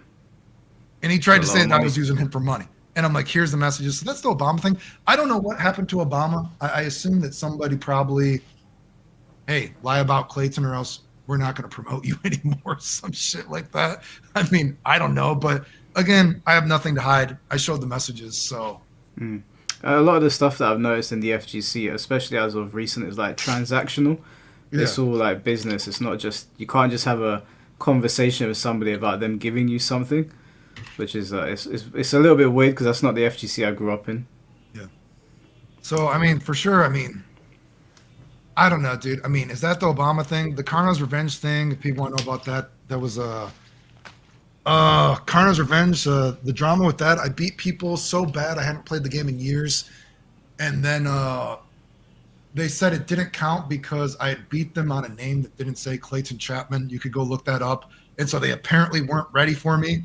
And though that made the tournament not real, it was like, oh my God. And then coincidentally enough, they got me banned in the Karno's Revenge stuff because they said that I hate transgender, and they posted the Lily story, which of course the Lily story is funny because I showed the messages. Lily was messaging me, and then Lily was later canceled for having sex with their dog. But I mean, people forget that. Yeah, I mean, there's drama all over the place, dude. But again, I appreciate you letting me talk about it because a lot of people, they just try to hide it, dude. It's pretty insane. No, I think people need to hear these things because it's not all sunshines and rainbows. There's a lot of dark shit that goes on. There's a lot of okay, one last thing for Dragon Ball Z, and then whilst Clayton is getting into this, if you guys want to call in to speak to him, now's your chance. Send me a message on X or Discord, and I'll add you to the call. Okay, so then there's that combo video thing I remember for fucking. If people are old enough, God, it wasn't that long ago. excuse me, there was a combo video contest. I think it was Red Bull. Correct me if I'm wrong. And I was personally asked to enter the Red Bull competition by, it was Minus or something like that. I might be saying his name right. He personally asked me to enter this combo video contest for Red Bull. And he told me the rules for it, right? And so I was basically, seemingly the only person that followed these rules. And there was a person named, they called themselves a Tanuki. Talios. Does anyone remember Talios? They call themselves, they say that they're a Tanuki. It's a LGBTQ furry person, whatever the case. So I'm not even the person that exposed this person. So they had entered the combo video contest and they didn't follow the rules in the first place. And they had spliced their video together, which I didn't realize that they spliced the video together in the first place because I just didn't think it was impressive. It didn't matter to me in the first place. But again, I don't, if they're watching this chat, someone is the original person that found that they were splicing their combo videos together. And they're like, hey, why does it say recorded here? And then why does it say it's playing here? And the person actually literally admitted, well, I can't do the combo all in a row. So I just, put them together. And I was like, what the fuck? And so then I got mad. And I'm like, you're entering a competition for money and you're splicing these combo videos together to make it look bigger? Like, have you no fucking shame? And then they came out and they're like, I'm a Tanuki and I don't have bodily function. I poop and I pee my pants. Don't make me cry. Go look at this. It's real. Damascus and all these people defended them. And I'm like, you're a Tanuki who poops and pees your pants? What the fuck furry shit is this? And you go look at it and I'm like, and they said, I'm not a furry, I'm a Tanuki. What's the difference? What is this? And I'm like, you poop and you pee your pants? And you're a Tanuki? And so anyway, they were allowed to continue to enter the competition because they didn't want to be discriminatory because of their disability, that they poop and pee their pants and they're a Tanuki or some shit like that. And then it's kind of anticlimactic because apparently the Red Bull people, they just let their friend win anyway. Because I showed the messages. I messaged the Minus guy. And I'm like, why the fuck did you want me to enter this tournament? And then you gave somebody, I believe they did a Brawly combo. The combo was supposed to be with Mr. Roshi, Master Roshi. Why did you give the combo to a Brawly combo? Correct me if I'm wrong, if anyone remembers that. They let their friend win who did a Brawly combo. And even though the Minus guy told me, these are the rules for the tournament, so you have to do this. And I was just like, that was shady. But that was some rule because that was another thing that, Clayton hates transgender people, LGBTQ. He makes fun of a guy who's a furry and poops her pants. And I was just like, I mean, I think if you poop your pants, I have grounds to take the piss out of you at least a little bit. I mean, you can look it up like, what do you mean you have no bodily function and your parents have to take care of you when you go to the bathroom? What the fuck are you talking about? What does that have to do with this was on the basis that they were Tanuki. Yeah, apparently. Like I said, go read it. It's as stupid as it sounds. The only thing stupider than that it sounds is that the community defended them. Like I said, and I'm not even the person that found that they were splicing their videos in the first place because I didn't think their combo was that impressive in the first place. But somebody had commented and they're like, why does it say recording here and then playing here? And they're like, oh, well, the combo was too hard, so I couldn't do it all in a row. How are you entering a combo contest when you can't do your combo? You didn't do it. Like, this whole time we were sitting here thinking it's just Guilty getting smashed, but this just seems to be widespread. It's all over the place. Anyway, I mean, I don't know if anyone else can. This has been long, like I said. Well, we got the first caller in here. Okay. So, Crod, can you hear me? Yes, sir. I can hear you. Can you hear me? Yeah, we can hear you, bro. Floor's yours. All right. Thank you for having me on. Nice to meet you, Clayton. I wanted to ask you in regards to the FGC, when you were mentioning about the Evo situation in the past, I saw one video out of like your channel where you were talking like about, I believe, Street Fighter, and there was like a lot of nepotism going on within the community. Could you dive into that? Exactly in terms of what? I guess got to be a little bit more specific. I mean, of course, nepotism exists, but are you talking about the Evo stuff right now with Mike and everything like that? Yeah. Yep. Oh well, I mean, some of the stories. I mean, Mike said that he wants to tell them. He says he thinks they're embarrassing, so I can't tell them. But I mean, so I can't tell the Mike stories. I hope Mike tells the story. Again, if you want me to psychoanalyze Mike, and again, I have a lot of respect for Mike Watson, but I think some of the stories that Mike hasn't told is, again, he's told me he thinks they're embarrassing. I don't think they're embarrassing. But I think there's it must suck to, one of the things that defines you as a human being for Mike is fighting games. So, right, and he tried to have his own arcade, all this kind of stuff. So I think some of the reasons that maybe psychologically Mike has not told some of the stories that he has told me is there probably is hope for him to be like, hey, I want to make money from fighting games too. If I expose the community too bad, I'm going to lose my shot at everything, right? And Mike obviously already is going to get a little bit of hate because you got to remember, Mike is one of the people that helped expose Evo.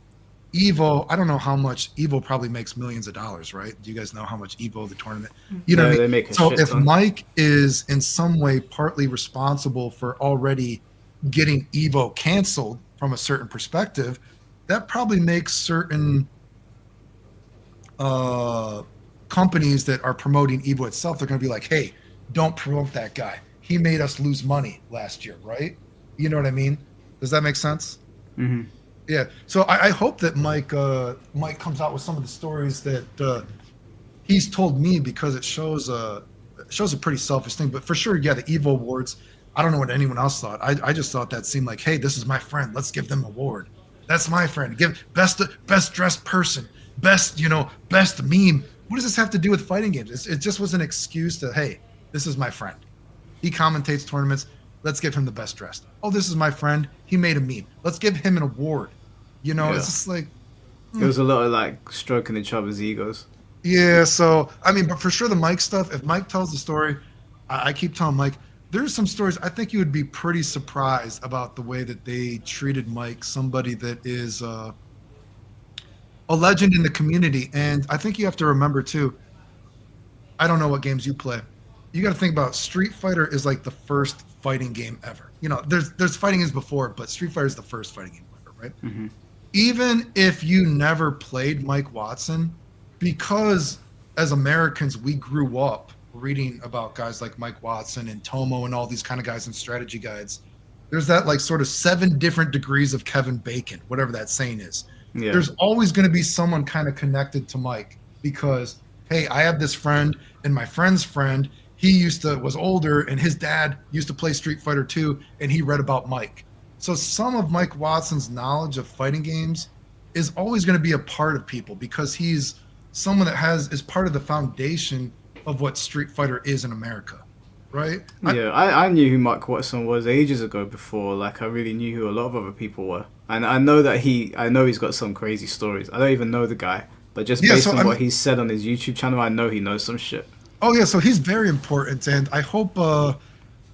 But yes, for what you're saying, Crud, there's a lot of nepotism, and unfortunately I can't tell the Mike stories because he doesn't want me to tell you or say it. Period. He said he wanted to tell them if he tells them, but I mean, I think it shows you that they would fuck with a person that is important to the legacy of Street Fighter, and I think it's sad. What do you think the chances are of Mike Watson coming on, not even just on here, on his channel, or if I invited him on to get on here and speak about these things? Oh, I have no idea. You would have to ask Mike. I mean, like I said, the only reason I think, and I think it kind of, sorry, I think it kind of sucks because like Mike is he kind of like dick teases almost a little bit. Oh, hey, this kind of thing happened, but then he won't tell the full story. And some of the stories he thinks are embarrassing. It's like, dude, these aren't embarrassing stories. They make you look empathetic. They make you look sympathetic. But maybe he's like, I'm hardcore.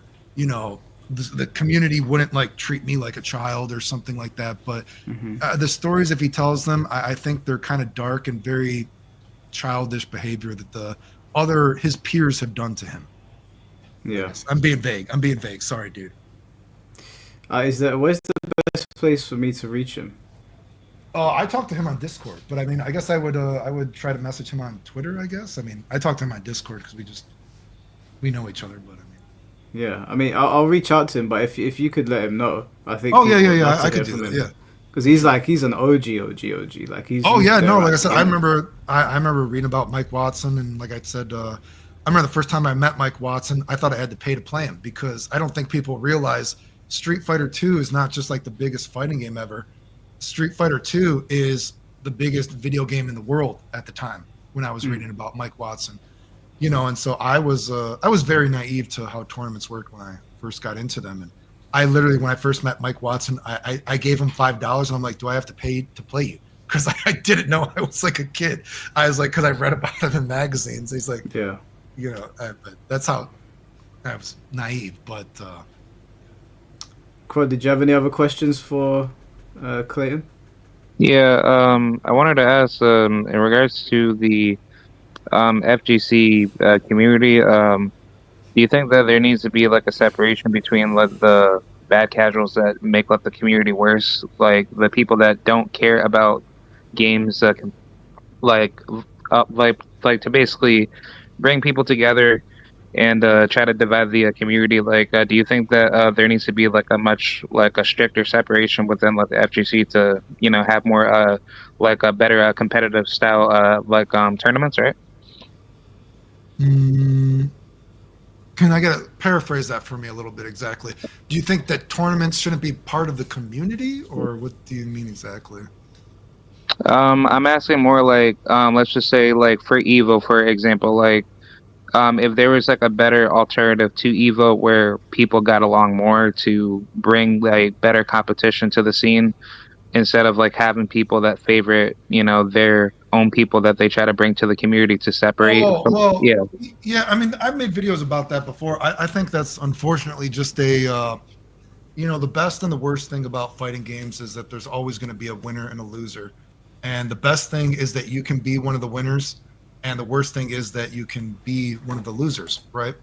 And that's a difference between fighting games and other games, right? That other video games are just you versus the computer or you versus yourself, but fighting games are inevitably, it's a competitive thing. So I don't think it's possible for fighting games to never have an ego involved.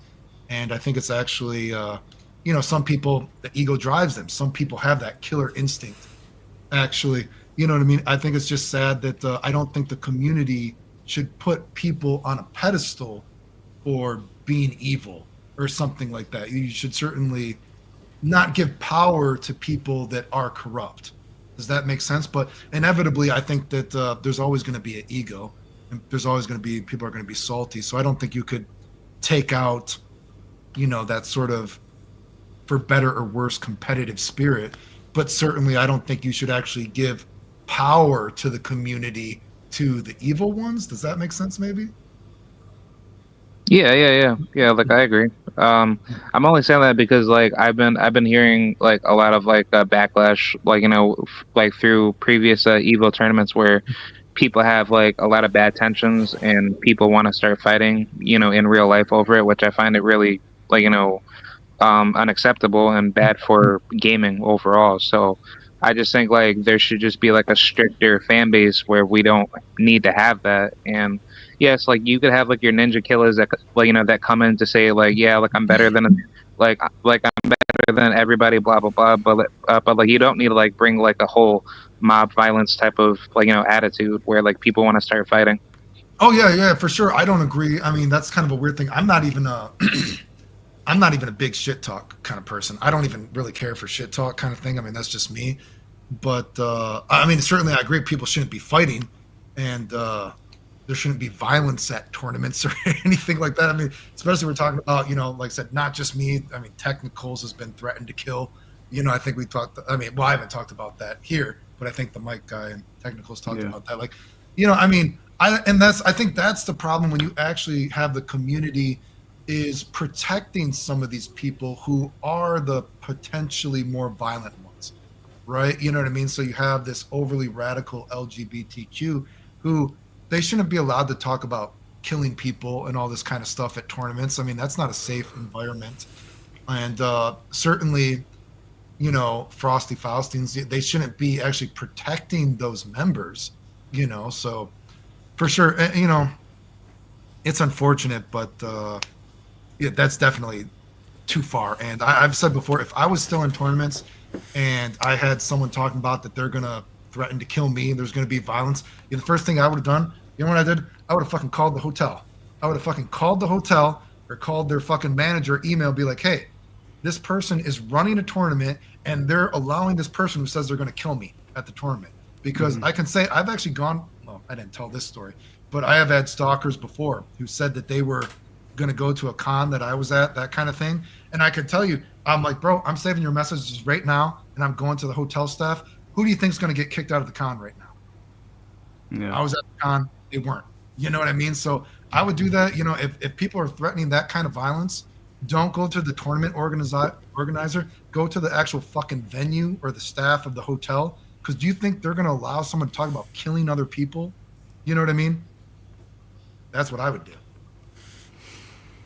All right, Crud. Well, that's been 6 minutes, bro. Thank you for jumping on. Yes, sir. I appreciate it. Thanks, dude. No worries, bro. Hopefully Take that care, answered. man. I don't know. I kind of rambled maybe. Yep, I'll see you.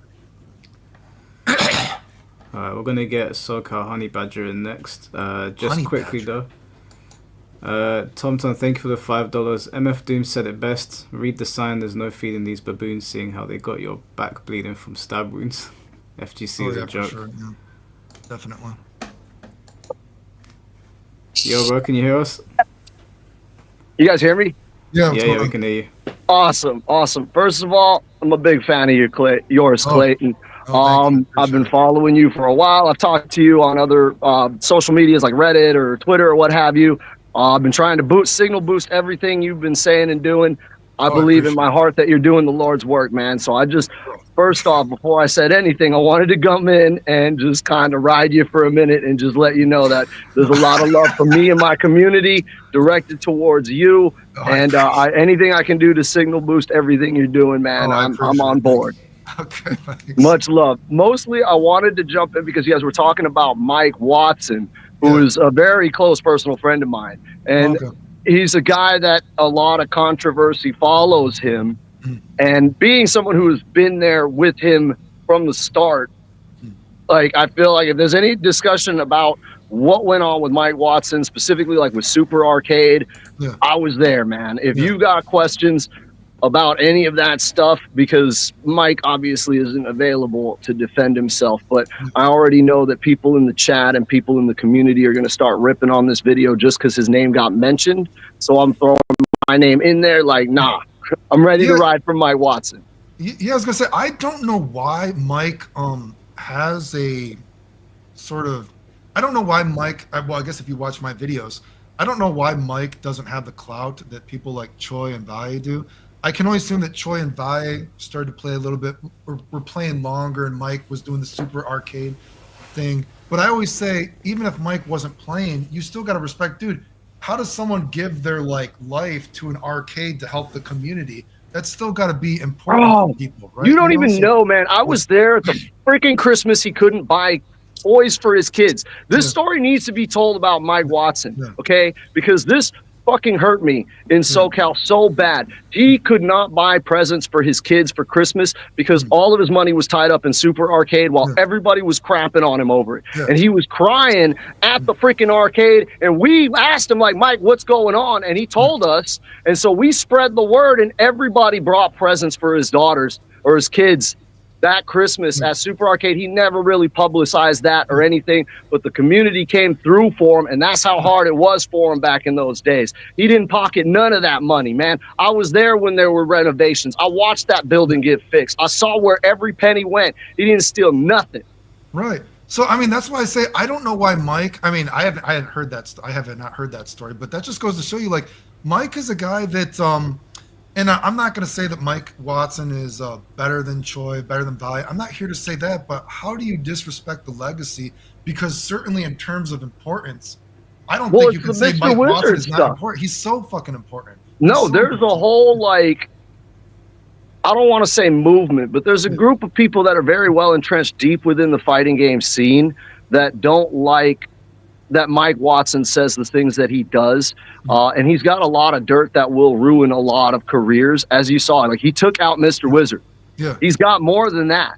And a lot of people are, afraid of the things that Mike Watson is going to post, because he's going to destroy the entire infrastructure. Like everybody's going to get exposed. Right. And B, they don't like that he's going to do that. Like a lot of people don't like that Mike Watson has this power over the fighting game scene, and they want to shut him up. But the thing is, the things that he knows and the things that he's exposing are things that need to be out there. We got to clean it up. We got to clean up the FGC and get this crap out. Right. So, I mean, unfortunately, I got to be vague because I don't know if you know the stories that Mike has told me. But again, Mike has been disrespected behind the scenes in ways that are pretty childish, and I would say other people would be surprised. There's threats on his life, man. People have brought guns to tournaments to fucking fuck with him. Yeah. So, I mean, I think Mike has to tell some of the stories. I know he thinks some stories are embarrassing, but it's like Mike has to realize, and I've said this so many times, you can say Mike Watson and Street Fighter 2 in the same sentence, and I want everyone listening to this. This isn't about Dragon Ball. Imagine that you can say when one video game was the biggest video game in the world, that you could say your name in the same sentence and people would be like, oh, that makes sense. And I think that's something that people should appreciate, to be like, whoa, there's a guy, when one video game was the biggest video game in the world, you could say this guy's name and people would know who you're talking about. And I think that's extremely important, and people should respect that, you know? So. Well, a lot of the reason why he holds back a lot of the stuff is because people think that he's just some kind of jackass trying to ruin things, but he actually cares about everybody. He holds back a lot of stuff because he doesn't want to ruin people that are innocent, that don't have anything to do with this shit. People think that there's some beef between him and Valle, and it's like, no, dude, those guys are friends for life, man. Like, those guys are deep. Yeah. Valle can I ask you a question? Go for it, Chief. I know Mike Watson isn't here to say it himself, but does he know things about people that were affiliated to Mr. Wizard that are still operating in the scene now? Unfortunately, like how things were with like Wednesday Night Fights, Super Arcade, and Southern Golfland or whatever it was, everybody it's a very tight-knit community. Everybody kind of knows everybody. Everybody's sort of, you know, they're not necessarily friends with everybody, but we associate with a lot of people. And so that's kind of the problem, is like, if, you know, we break down one piece of this house of cards, it could hurt a lot of people that aren't necessarily involved. But, you know, it's like, if Evo goes under, man, how many people are losing a job over that? You know, Wednesday Night Fights went over, Super Arcade went under, right? Nerd Josh lost his job. Now Eris lost his job. How many people lost jobs from just that tiny arcade?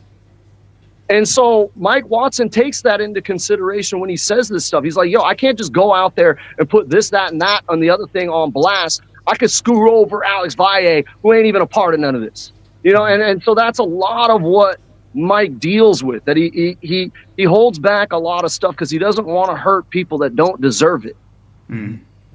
Yeah, like I said, I mean, I haven't told, well, I mean, if you watch my channel, you might have seen it, but just to say this, like Mike Watson, I've said this before, and Mike Watson actually offered to buy me a controller before, even when I was out of the community, because if people know, I've played on these bunk controllers before. And so I have nothing but good things to say about Mike. You know what I mean? Mike, like I've told him on my channel before, Mike actually came to me before, and he actually tried to say, like, hey, I apologize if I ever talk shit about you. And I've always said, if Mike talks shit about me, I don't even know anything. All my experiences with Mike have been I have nothing good but good to say about Mike. And I think people should really, I know that Choi and Valle now are considered the biggest OGs, but you have to understand how important Mike Watson is. Absolutely. People join up, dude. He went to SBO. People don't understand. This new generation of FGC don't even know what SBO is. And it's like Mike Watson went to like how many SBOs? Like that single elimination. Like, you understand how good this guy had to be to get to an SBO. Yeah. Yeah, no, so I mean, there's stories about SBO too. So I mean, Mike has told me stories about the drama that went on behind the scenes, I think with Eddie. I mean, do you remember? I think there's some drama with Eddie. Yeah. Or something. So I don't know. That's too long to talk about. But Mike, you know what? I would love to see this. And if you talk to Mike, I would love to see Mike just well, I would even do a podcast with Mike, because I would love to talk old Street Fighter. I would actually like to see Mike do a podcast talking about how they made the old strategy guides, because I just think that'd be fun. Because I just think about this, like, imagine again, when you say Street Fighter 2, biggest video game in the world, you can say Mike Watson, and I don't remember how old Mike was at the time. He certainly wasn't old, But imagine, like, Mike told me this story that Dude, he was like 15. Yeah, right. So Mike told me some story that he's like, yeah, I remember when they started posting me in GamePro, and so I would take my girlfriend and be like, hey, that's me in the magazine. Like, imagine you can say that when that's the biggest video game in the world. You know what I mean? So I would like to see him talk about how he made these strategy guides. I think that would be a fun little thing he could do. Do it, man. I'll get in touch with him. I'll try and see if we can organize something. Let's do it, man. Let's do the Avengers team up. I'll hit up Mike and let him know that you guys are interested, and I'll see, because he's got a lot to say. He knows a lot, and unfortunately there are elements that are trying to silence the things that he says, and there's definitely a lot of just bad information taken out of context meant to smear him. And so I really appreciate, you reaching out, at least allowing me to say something, but also, wanting to work with Mike, man. He really, that stuff matters to him, because so many people try to silence what he says. Oh, yeah. I mean, of course, I don't think anyone would do that whole arcade shit if they didn't care about the community. You know what I mean? So. Yeah, we're not about silencing people around here. If Mike ever wants to come on, I'd be happy to host him. Yeah, absolutely, man. I'll definitely talk to him, and thank you guys so much for having me. I appreciate it so much. Yeah, and big fan of both of you guys. I signal boost you wherever I can. So thank you very much. I'll catch you guys later, though. Take care, bro. All right, bye. All right, so just before we move on, Tom, thank you for the $5 again, bro. How Rooflemonger is basically DB Cooper of the FGC for how he got away with all the evil shit he did against Clayton is absolutely disgusting. I don't know who DB Cooper is, but fuck DB Cooper too. Isn't DB Cooper, isn't that like an MF Doom reference? Oh, I'm pretty sure it is. DB Cooper. I think he's some guy that got away with doing some messed up shit. He hijacked an airplane. Anyway. Oh, I don't know. Not sure. Alright, so we've got DFF is next, and then Realmbreaker. Are you still okay to be taking questions from people? Yeah. If it looks like my light bulb just went out, that's all. No, that's cool, man. No worries, bro. DFF, can you hear us? Yeah. Can you guys hear me okay? Yeah, we can hear you. Awesome. Thanks for having me. So my first question is actually coming from the outside, looking in, seeing how much disrespect, especially the past year, that more OGs in the community have been kind of being bashed and such. As someone that is still trying to be active like yourself, even when it comes to not competing, how does that make you feel, getting shit on like that, being someone over the years that has clearly contributed quite a lot to the scene? Oh, well, I mean, it feels shitty. Yeah, no, I mean, no. Like I said, the credit thing is always, I've said this before, it's one thing, like the community's like, oh, Clayton, he's such a huge narcissist, or, he wants credit for everything, blah, blah, blah. And it's like, the problem is you guys are the ones that want credit. You lie about me. So, like I said, I didn't, I guess you could say part of it is me being naive. I did not realize that there was so much in video games in terms of, people make combo videos that you could make money like that. You know what I mean? People make, when I was going to tournaments, one of the last tournaments I went to, it just paid for the plane ticket. You win a few $100s, something like that. But so I didn't think that, oh God, when I left tournaments and I was just making combo videos in tech, I didn't realize that there was such a way to monetize it, that people were making money off of tech videos and all that kind of stuff. So, I mean, yeah, of course it sucks. I mean, I can't say it's cool, but all I say is, it's one thing if I can't make any money off it, but just when you guys, if you defend me, if you call out my haters, I still, I appreciate that. But how does it make me feel? Yeah, no, it sucks. It's not a good feeling, for sure. Oh yeah, definitely understandable.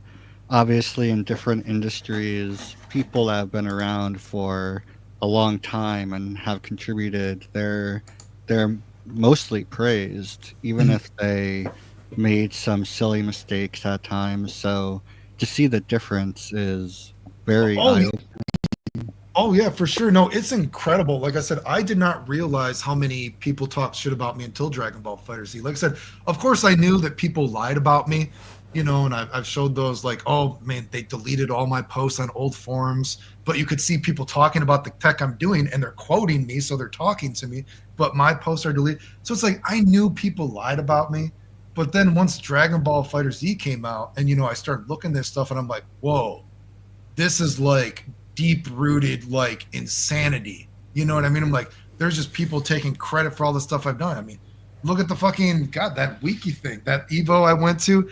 They have fucking Mario Kart on the wiki as a tournament at that last Evo I went to, but they don't list the alpha tournament for Street Fighter because they didn't want to list my name.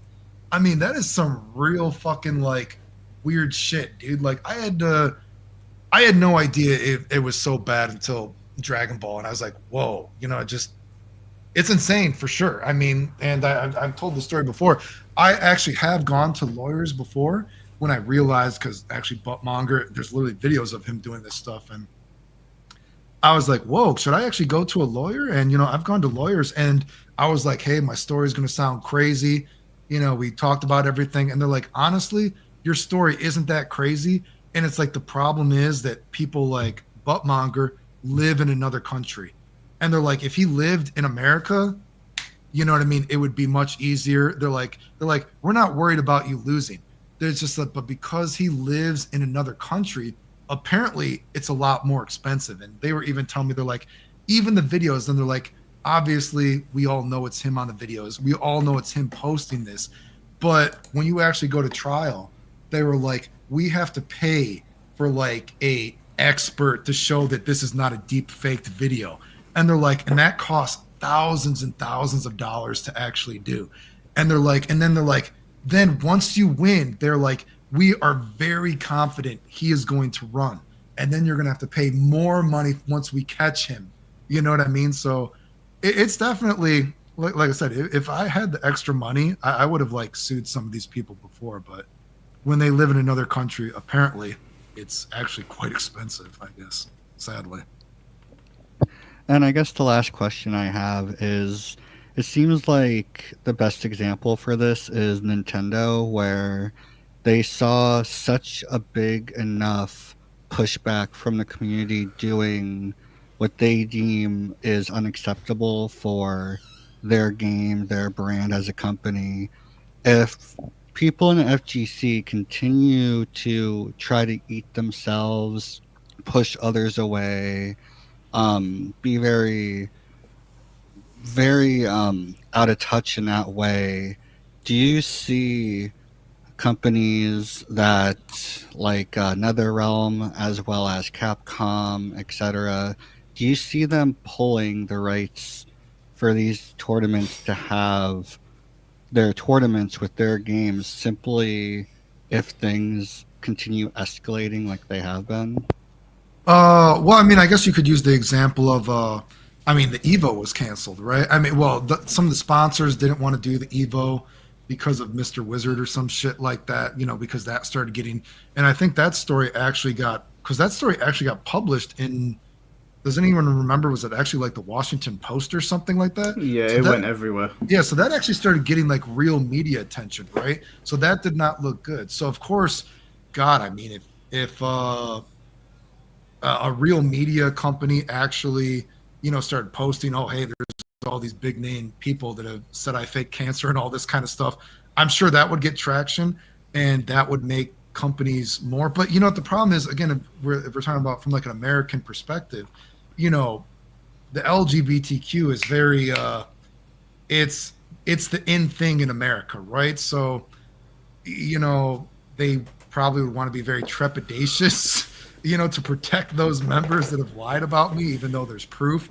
You know what I mean? I think in that situation, I would assume that they would probably just ban the member or something instead of like, taking away their sponsorships. But I mean, if the story got big enough, then I would assume that some sponsors would be, hey, we can't, we don't want to associate with this, I guess. I mean, Mike can say what he thinks. I mean, Yeah, I mean, the problem is that like, my biggest thing with Mr. Wizard is that even though he was taken out, there are people that were connected to him that never had the light put on them, and they're still there. And the thing is, like, even over in the UK, like, you hear about certain things, but you can't really get to these people because you can't really get any like solid evidence because they all look after each other. But I can understand where the sponsors are coming from and all of that. I understand trying to protect your business and like trying to pivot away from certain things. But yeah, no, the FGC is a cesspool. I understand where Mike Watson is coming from. He's a much nicer guy than I am, trying to protect people's jobs. But if I had the kind of information that Mike Watson had, I think tearing it down might be for the best, and just outing all the people that are doing terrible things. Oh yeah, I mean, I agree with me. Well, I'm not really in the community, so maybe it's easy for me to say because I don't make money from this shit. But I've said before, the whole FGC should be burned down and started over. And for sure, the Mr. Wizard stuff. I mean, there's no way that people didn't know about it. I mean, I thought one of those very first Evo, or not Evo, it was before it was called Evo. I forget what it was called. But you know what I mean? They were joking about Mr. Wizard likes to play with the little boys at the pool. You know what I mean? Yeah. So it was like a known thing from what I understand. You know what I mean? So of course people knew. Yeah, it's just a shame because the thing that bothers me the most about it is that because we're in the FGC, or like you don't really consider yourself a part of it, but we watch these people come on stage in tournaments, we're listening to them commentate, we don't know who the creeps are, we don't know who's been messing with people who might have been abusing little boys or little girls or grown-ups or whatever, and we're sitting there watching them, and I'm almost certain these are probably the same people that will come online and say, I'm disappointed in so-and-so, and we need to stick up for this person, when behind the scenes they're the ones doing the most fucked up shit. So honor amongst thieves. Yeah, for sure. Yeah. So if it was up to me, and I had the information that Mike had, I think for the I don't want to say that for the safety of children, just for the betterment of the entire gaming community, because this shit is just seeping out everywhere, it seems. I only got told the other day that the racing community has a serious problem with this as well. I don't know if they said Gran Turismo or Forza or something, but I was just like... Oh, the video game Gran Turismo has a... Yeah. I don't know if it was Gran Turismo or Forza, or maybe it was like not a rally game or something. I can't remember exactly. Yeah. But they were talking to me about it, and I was just like, man, fuck all this, man. Just burn the entire thing to the ground and start. Just start over, because this is a whole mess. Mm-hmm. But yeah, don't know if that answers your question, DFF. Oh yeah, for sure. Yeah, it's pretty much all I had. Thank you so much, and Clayton, if you're ever around, would love to have a one-on-one combo sometime. Oh, okay. was that a reference to something else, or? Yeah. Okay. One of those. I appreciate your compliment. I appreciate the compliment. Thank you very much. I appreciate it. Thank you. All right, take care, guys. Yeah, take care. Cheers, DFF. Take care, bro. See, you know what? Here's the thing. You got to remember, when I was in the community, I was actually friends with a lot of the gay members because they thought that I was so friendly. They're like, oh, he must actually be gay. So that's why there's a little bit of irony that now that I'm evil and LGBT. Oh, do you think DFF was asking you out? I think that's what he said. He said he wanted to do a one-on-one combo with me. I think that's what he was saying. No, I don't. I think he works in like esports, so he probably just wants to get your insight on some stuff. Oh, okay. I was like, was that like made a pass at you? I know he's probably in the chat. He can let us know, but he's come back. I appreciate the compliment. Yeah, for the record, I don't swing that way. Oh, okay. You don't. Oh, okay. Sorry. I literally thought he was like, "Is that like a pickup line? You want to comment?" No, I appreciate it. Oh no, sorry. I was like, "You want to play with the Dragon Balls?" No, my bad. No. I was like, "Dude, what's going on?" Okay, no, my bad. When I reach out, it'll make sense. But okay, I apologize. I guess that's a highlight reel moment. Okay, okay, my bad. I apologize. Cheers, DFF. Before we get, let me go to. I'm gonna fill up my water. Let me. Go for it. Give me 1 second. And then we'll bring in Realm Break, and then we got Jason Elbow. Castle King said, I'll read this when he gets back, actually, because I think this is directed at him. Wolf Spain, thank you for the $2. The FGC definitely needs a... Yeah, bro. it's a whole mess. I get where Mike Watson's coming from, wanting to protect people's jobs. I get that's a noble way to look at it, but every day you wake up and it's not even like, you know, like, I understand it's games, but if it was a thing where like grown men are maybe their tempers are flaring a bit too much and it turns into, not that I'm advocating for violence, but I think I could just be like, okay guys, shake hands, don't hit each other at tournaments next time or whatever. But the stuff that like Clayton's been talking about, people having sex with their dogs and minors being attacked and people doing stuff behind, like, it's just like, what the fuck? What is going on? I thought my biggest problem was arguing with people that Tekken has forced 50-50s. Not that like, I've got to be scared to take a family member to an FGC event. The fuck? Weird behavior. It becomes a serious issue when you're no longer shocked at something new coming out of the FGC. That's the problem, bro. Like, what? I mean, okay, I'm not gonna sit here and lie. I was definitely shocked about the having sex with her dog thing. I was definitely shocked about that. That is next level. I mean, first of all, it's animal abuse. But that's unhinged on every single level. Like, I didn't think I could get shocked by stories in the FGC, and then he came out with that, and I was like, excuse me? Like, I know this might be an inappropriate thing to ask, but what breed was the dog? Because if that was like a little sausage dog, you might have killed that poor thing. You know, if it was a Chihuahua, did it survive? I have questions. Maybe they're not the right questions, but I have questions. Are we talking about Lily or something? Yeah. There's no need to go back. No, there's a super chat for you. Oh, there was? Oh, okay. There was. It's from Castle Kingside. He said, "First time hearing about you, Clayton. Roof has always been cool with me. I'd love to see you guys work out your problems with each other. No chance. I appreciate the time. Why would I work out somebody that jokes about me dying and how funny it is when other people should do that? That makes no sense. Yeah. But thanks for the $10, I guess. But no, why would I? Like I said, and the thing about Buttmonger, apparently he's a known person that harasses people. Like I said, I'm not the only person that he's done it to. So he's not a good. No, you don't joke about another person, and then he even admits that he lied about me and it made him money. How do you admit that you know that someone didn't fake dying, but you still did it anyway? Like, I think some people don't know the extent to what Rooflemonger did, which was really good why you came on here and told so many people, because there was a lot of people saying, what did Rooflemonger do? They had no idea. It's just like I said, and someone should actually go look up. Apparently he was fired from his other jobs for harassing people too. So I mean, I would love to see that report. I mean, so yeah, I would love for him to come in here and try to defend what he's done, because honestly, like, there's a lot of things where I tell people, oh, you know, it's just a joke, whatever. But this is actually pretty disgusting. Oh yeah, I mean, like I said, and I just gave you like little rundown. I mean, the dude for years, you know, was it like he was doing it to like 1819 to 2020? He was still doing it regularly. I mean, yeah. All right, well, we got the next caller. It's Otaku the Great. Otaku, can you hear us? Oh, hello. What's good? Your mic is very low, bro. Hey, Clayton. Long time to speak, man. It's gonna have to be louder, dude. I can't hear it. Yeah, we can't hear you. Is it really low? Sorry. Yeah, it sounds like you're very far away underwater. It's like, yeah. And I try to use my phone, and my phone Wi-Fi is not really good. we can't hear a word you're saying, bro. Hold on. Let's see. What we'll do, Otaku, is we speak. How about now? Nah, dude. You might want to go into the settings and fiddle around with them. I'll bring on somebody else, and I'll bring you on afterwards.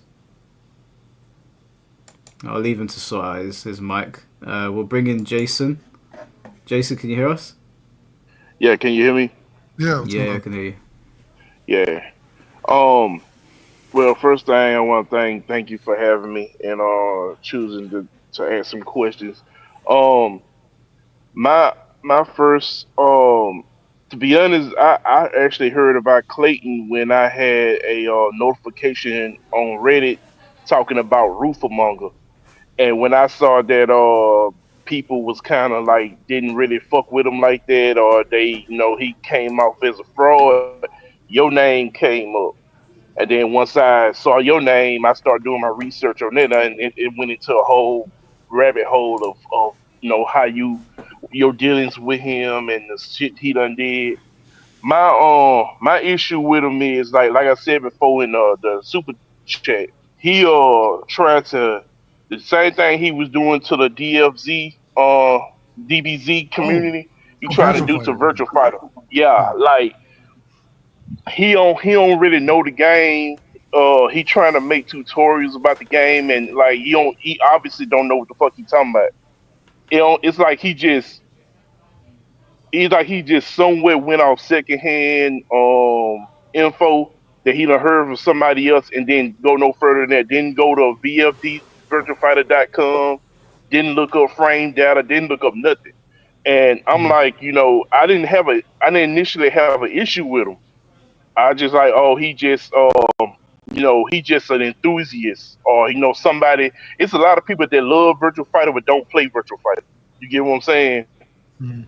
And with the new information about like when Revo dropped, and then the information about Virtual Fighter 6, he came back even hard, and now it's like he's trying to make himself. Oh, I was him from the beginning. You know what I'm saying? I was him Oh, from yeah, Jump yeah, Street. yeah, I always was a Virtual Fighter player. That's what he's trying to put out, and he's dealing with a lot of people in the Virtual Fighter community who has like large like a large fan, or like those who like stream or notable Virtual Fighter players, and he linking with them.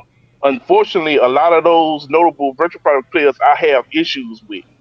So my name gets brought up as a means of avoid this person.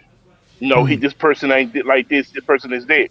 So apparently, a lot of people that do that get around those type of people that don't like me, they like it becomes a thing where it's kind of like a clout chasing, like to shit on me. And so he joined in with them. He blocked me for no reason on Twitter. I never Mm. even talked to Rooflemonger. In fact, I was praising a lot of his videos, but that was before I learned all the info on him and Mm. how much of a grift he is. So I just like, he gonna bring a lot of. We don't want Virtual Fighter to be like Tekken, where it's just a bunch of bullshit around, and it goes unchecked, and nobody steps up and says anything about it. Mm. Because to be honest, like Virtual Fighter is a hard game to get in. Mm. Like you can do alright, but it's not like Tekken where you don't really have to be skillful to be kind of top ranked. Virtual Fighter, you got to know your shit, and it Mm. naturally gatekeeps itself. So that's the reason Mm. why our scene has remained small.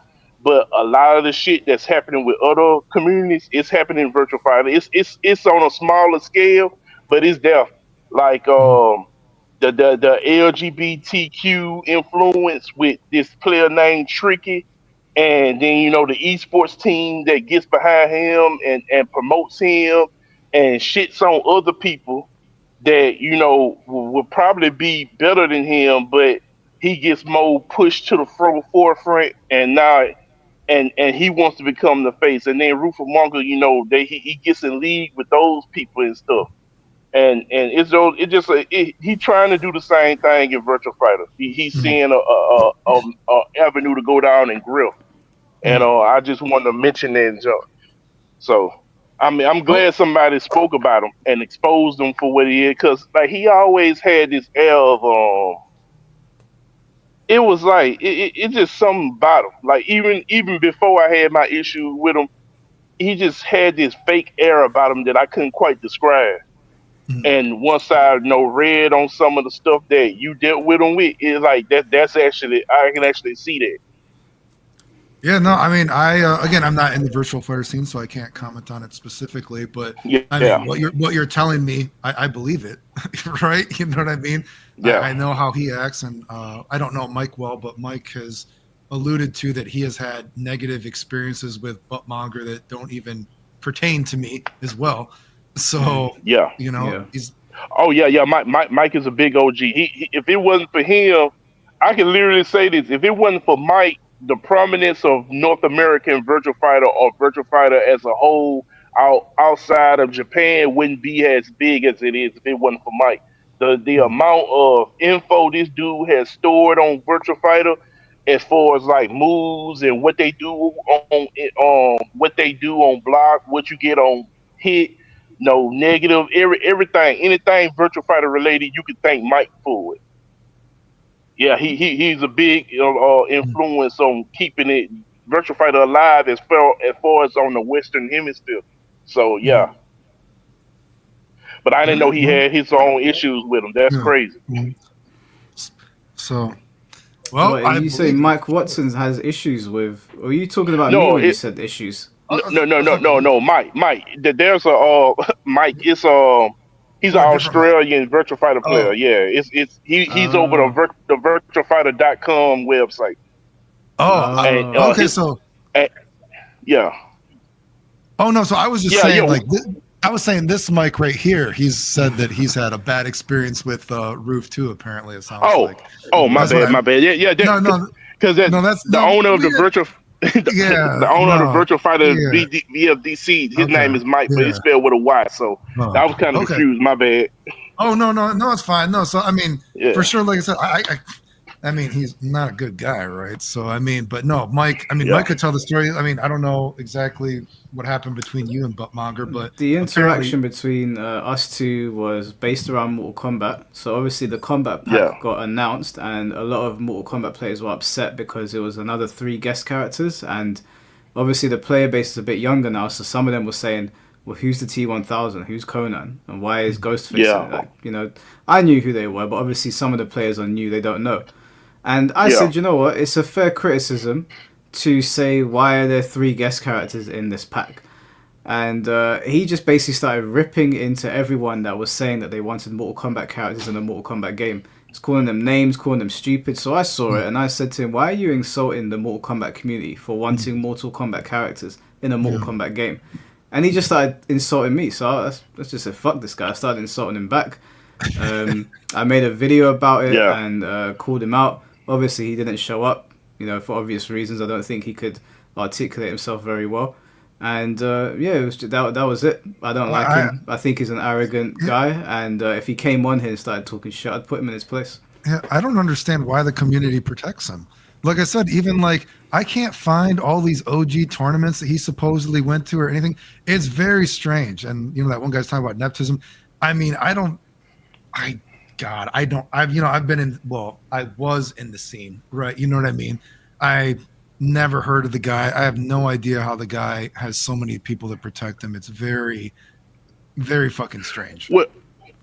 Well, I do have an issue with a Virtual Fighter player from Canada, and his name Black Alert. Like, I fucking can't stand that dude. He can't stand me, and we both have insulted each other. I've destroyed him and posted the video on YouTube. So I'm quite sure he probably done had some talkings with him, and of course, the dude get to put his side of what he think about me, and I don't really get to say my side. So, but I guess Buttmonger just figured, hell, just avoid this dude if he's saying something bad about him and stuff. And the dude, the Black Alert dude, he is an Alphabet gang member. So, I mean, go figure. Okay, yeah. Okay. He a Fruity Loop. I call him Canadian Fruity Loop. That's what his name is. So, and I destroyed him, made him my bitch, and then we've been having beef ever since then. He still ain't came and got them wins back. So, yeah, I'm quite sure that probably contribute to my issue with Rooflemonger as well. But he a dick. Rooflemonger dick. He fake. He fraud, and I'm glad he getting exposed. And I hope he get further exposed and pushed back to the dark corners of where the fuck he came from. So, yeah. Well, I appreciate. Do you have any other questions? No, that's it. Keep up the good work, both of y'all. Thanks for having me. No worries, bro. Take care. All right. Alright, let's see if Otaku, just before I bring Otaku in, Tom, thank you for the $5. The reason why Rooflemonger is so protected is because a lot of weirdos see themselves in him and they love it. Yes, I do. I've made a video. Well, I think I've alluded to it in a video where I said something about it. I do think there is probably this idea that he probably gives people something to inspire to be, because it is notable that he has grown to such a, I don't know how much he makes off YouTube, but you can assume he probably makes a great deal off of YouTube, by the number of views he gets. But it is noteworthy that he has grown his YouTube so big despite having no actual accomplishments.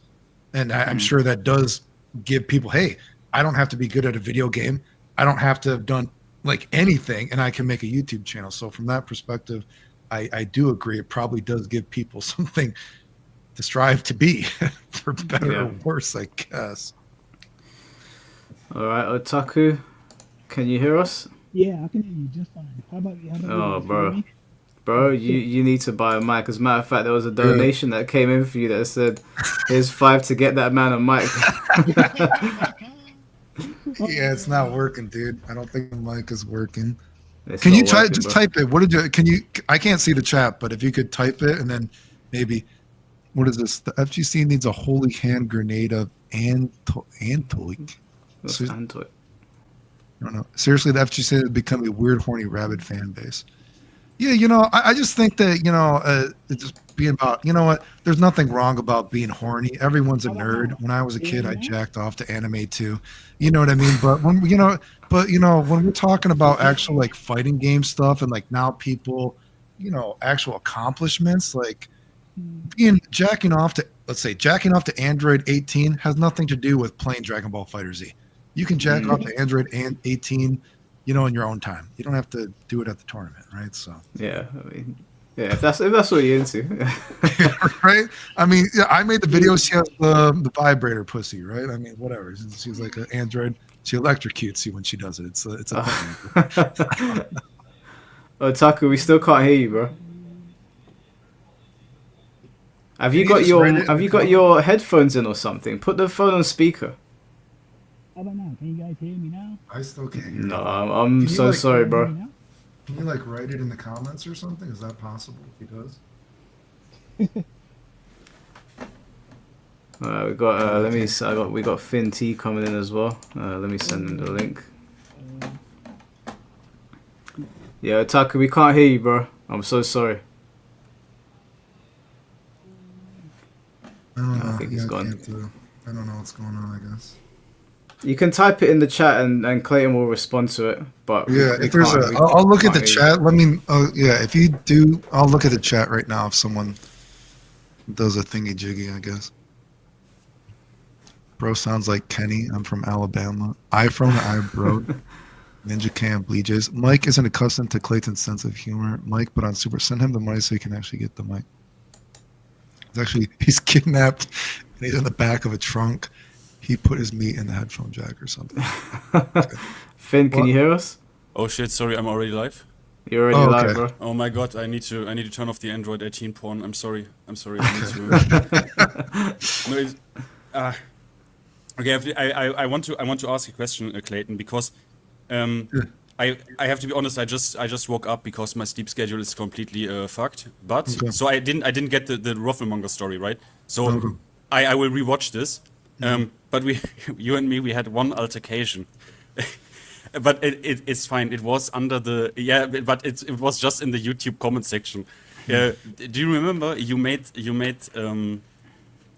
like basically you basically shat on like 2xKO. Do you remember this? Yeah, and we had, but it's fine. We just had an altercation, and I called you. I don't even know if this comment went through. I called you like a third-rate magazine model, but obviously that is a compliment because you still look, you still have amazing hair. Like it's obviously a compliment. It was just it was just because I was standoffish, right? Because now I don't. You obviously are for a long time here, and you have a history which I don't know, right? Because obviously you called out people, and they are not answering, right? They are not answering. So I only have your side because it seemed to me. So the story was the 2XKO alpha dropped, and you could have played it, but you actually even actively choose not to. Basically, you could have played it. Oh, but, yeah, okay, yeah.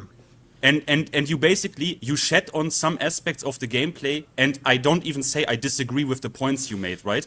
But it seemed to me that the main point was, for the context I got, is that there are basically there were people on, or there are people right now on the project that in the past also basically, from what I understood how you relate this, they basically wronged you, or you had the feeling of you were treated unfairly. And like, I just want to, could you maybe, for me it was just, it felt, I'm not saying you are wrong, because I don't know, right? Because I was not there, and these people always, it seemed to me, also Rooflemonger, again, I didn't see the segment, but I doubt he will say anything to that, right? So that is always the problem, right? We have one side, we will never get the other side because the people don't speak. So that's already a bit suspicious, actually, right? But I just want to, it felt to me at the time that the main problem you had was that you were already emotionally biased against whatever game it is, because people are involved that you have a negative past with. So is that, you know how, you know what I mean? Like, it's sometimes. No. I mean, no. If you say so, first of all, like I said, I mean, I've said this before. Like, just I'll make this like a little bit of a broader answer. I've said this before. Yeah. I don't think there's any perfect video game, right? Every game has its good and bad. You just find the video game that the good outweighs the bad for you, right? You know what I mean? Sometimes you play a video game only for a certain character, right? Do you know what I mean? So Android 18 for Dragon Ball, yeah. There you go, vibrator pussy, right? Electric pussy, right? There you go. Whatever. Anyway, so, and I'm just saying, so first of all, 2XKO, I don't know fuck all about 2XKO. So I don't look at it and I don't be like, oh, well, there's some character I want to play, right? You know what I mean? So nothing about the game particularly inclines me to do tech for it in the first place. And then I also have the extra reason, why would I even be inclined even more so to play this game when the people that have made it, there's just so many people that have lied about me on the fucking, that are on the development team. So like, there's just no reason. There's like doubly no reason. Like, so say a game like Dragon Ball Fighter Z, right? I don't really play I don't go to tournaments anymore, but you know what? It's like, I like Vegito, right? And then I saw that the community was lying about me, and I'm like, you know what? Just, you know what? I'm going to prove I'm the best tech dude ever. So I went a little bit more hardcore on Dragon Ball Fighter Z. But generally, if you watch me in the combo videos and tech videos that I've done, generally there's just specific characters that I play, right? So when I look at 2XKO, I don't know fuck about 2XKO. I don't know anything about the lore of this. It doesn't appeal to me in that way. When I watch the game, it doesn't appeal to me. And then extra credit for it, cherry on the top, I'm like, this is made by a bunch of people that lie about me. And as for the model comments, I don't remember the model comment. Your video, you look like the model. I think it. You look like the model here, not me. I wasn't even that much of a piece of shit, because I said, bro, I looked at your shit. You are obviously cracked as fuck. Like, I think it was like mainly I looked at, like, okay, wait a minute. Like, it was, I think, Third Strike, and I was like, bro, this guy is mega cracked. What could it be that it was like you had like Third Strike videos as well? I'm not really. I haven't made many videos about Street Fighter 3. There was some Street Fighter, but I didn't even want it to be that standoffish. But it just seemed to me that, okay, there are people that people don't even know these guys, right? I mean, who knows who is on the development team? But you actually know that shit. So, yeah. You know, and for me, maybe it just in the moment seemed like I was just, okay, he's not talking about like the game, but I mean, yeah, okay, when you say it like this, I have no interest even in it, but hey, I think these people fucking are pieces of shit, so why not make a video about this? So that just seemed to me that you shit on the game because of these reasons, but I mean, actually, I'm not in your position. I don't know if when these people legit lied about you, I mean, I can understand it. That is all. I want to basically also say, if I a bit apologize for this comment, because I didn't know the full backstory. I mean, let's think about this. Let's say if my haters made a Street Fighter game and Ryu was in it, because I like Ryu, I might be like, let me put it in for 5 minutes. So yes, there's an extra like thing. Well, Jesus Christ, there's no reason to play it. I don't care about the characters, don't care about the game, and the people that made it are stupid. But let's say if, you know, in some theoretical world where, you know, some of my haters, they were in charge with Street Fighter 7. because I have a inclination to Street Fighter, I may be like, humor me. Let me see how you're gonna make Ryu. You know what I mean? I might have actually tried it, but so I mean, it's like both. And you got to remember, look at those 2XKO interviews that they did. They're not selling the game. Oh yeah, very true. You well. were. I remember.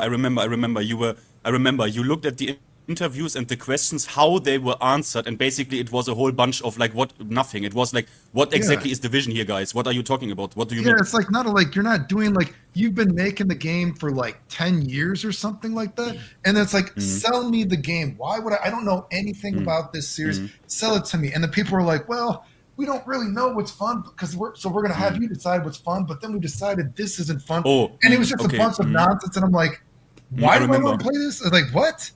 You know, it's just... Yeah, you are actually not wrong. I mean, I played all 10 days of it like crack. I actually enjoyed my time with it, but the game was obviously in a completely broken state with like Ari, OTG, Infinite, whatever. But it was obviously broken beyond any belief. Which actually, when you say they developed this shit for 10 years and this is in, but okay. Okay. So it's not impressive, so I was like... Yeah, I mean, we have to see. I mean, at the end, it is, but like so just to get this clear, like there are people, so we can't basically confirm this, but there are people on this team that basically at least you have like, you say, okay, these people like not like wronged me to make it like mega dramatic, but they talk shit, they lied about me. Yeah. I mean, I don't know why you say that there's not. I would say, I don't know. I don't think you can say that there's not proof of what people have done to me. Sorry, but I mean, like I said, if I've showed the proof, so I don't know how you could say that. Well, I'm not saying that didn't happen. I'm not saying that didn't happen. Okay. I'm just saying, okay, I didn't even know these people involved, right? And some of this goes like back for years, right? Oh yeah. That's only like I think. I don't know. I think some people are maybe because you are a character, right? Like you are when you sit here, right? You are confident, right? You're not some. I don't know. Maybe people get like also. You can't. Not everyone will like you at the end of the day. Maybe.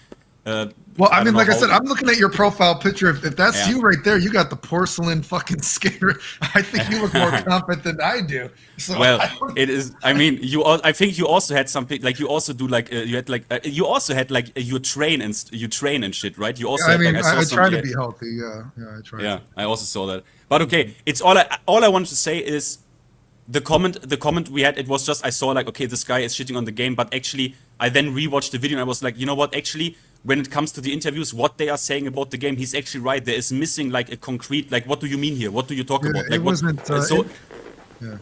I just wanted to say that basically to you personally because it was just a random comment you don't even remember. But I remember because I was like, maybe I take this seriously, right? Because I like, I maybe was a bit legit unfair here. So I wanted to just say sorry for that. But it's cool. It's cool. No, it's all good, dude. I appreciate it. Thanks.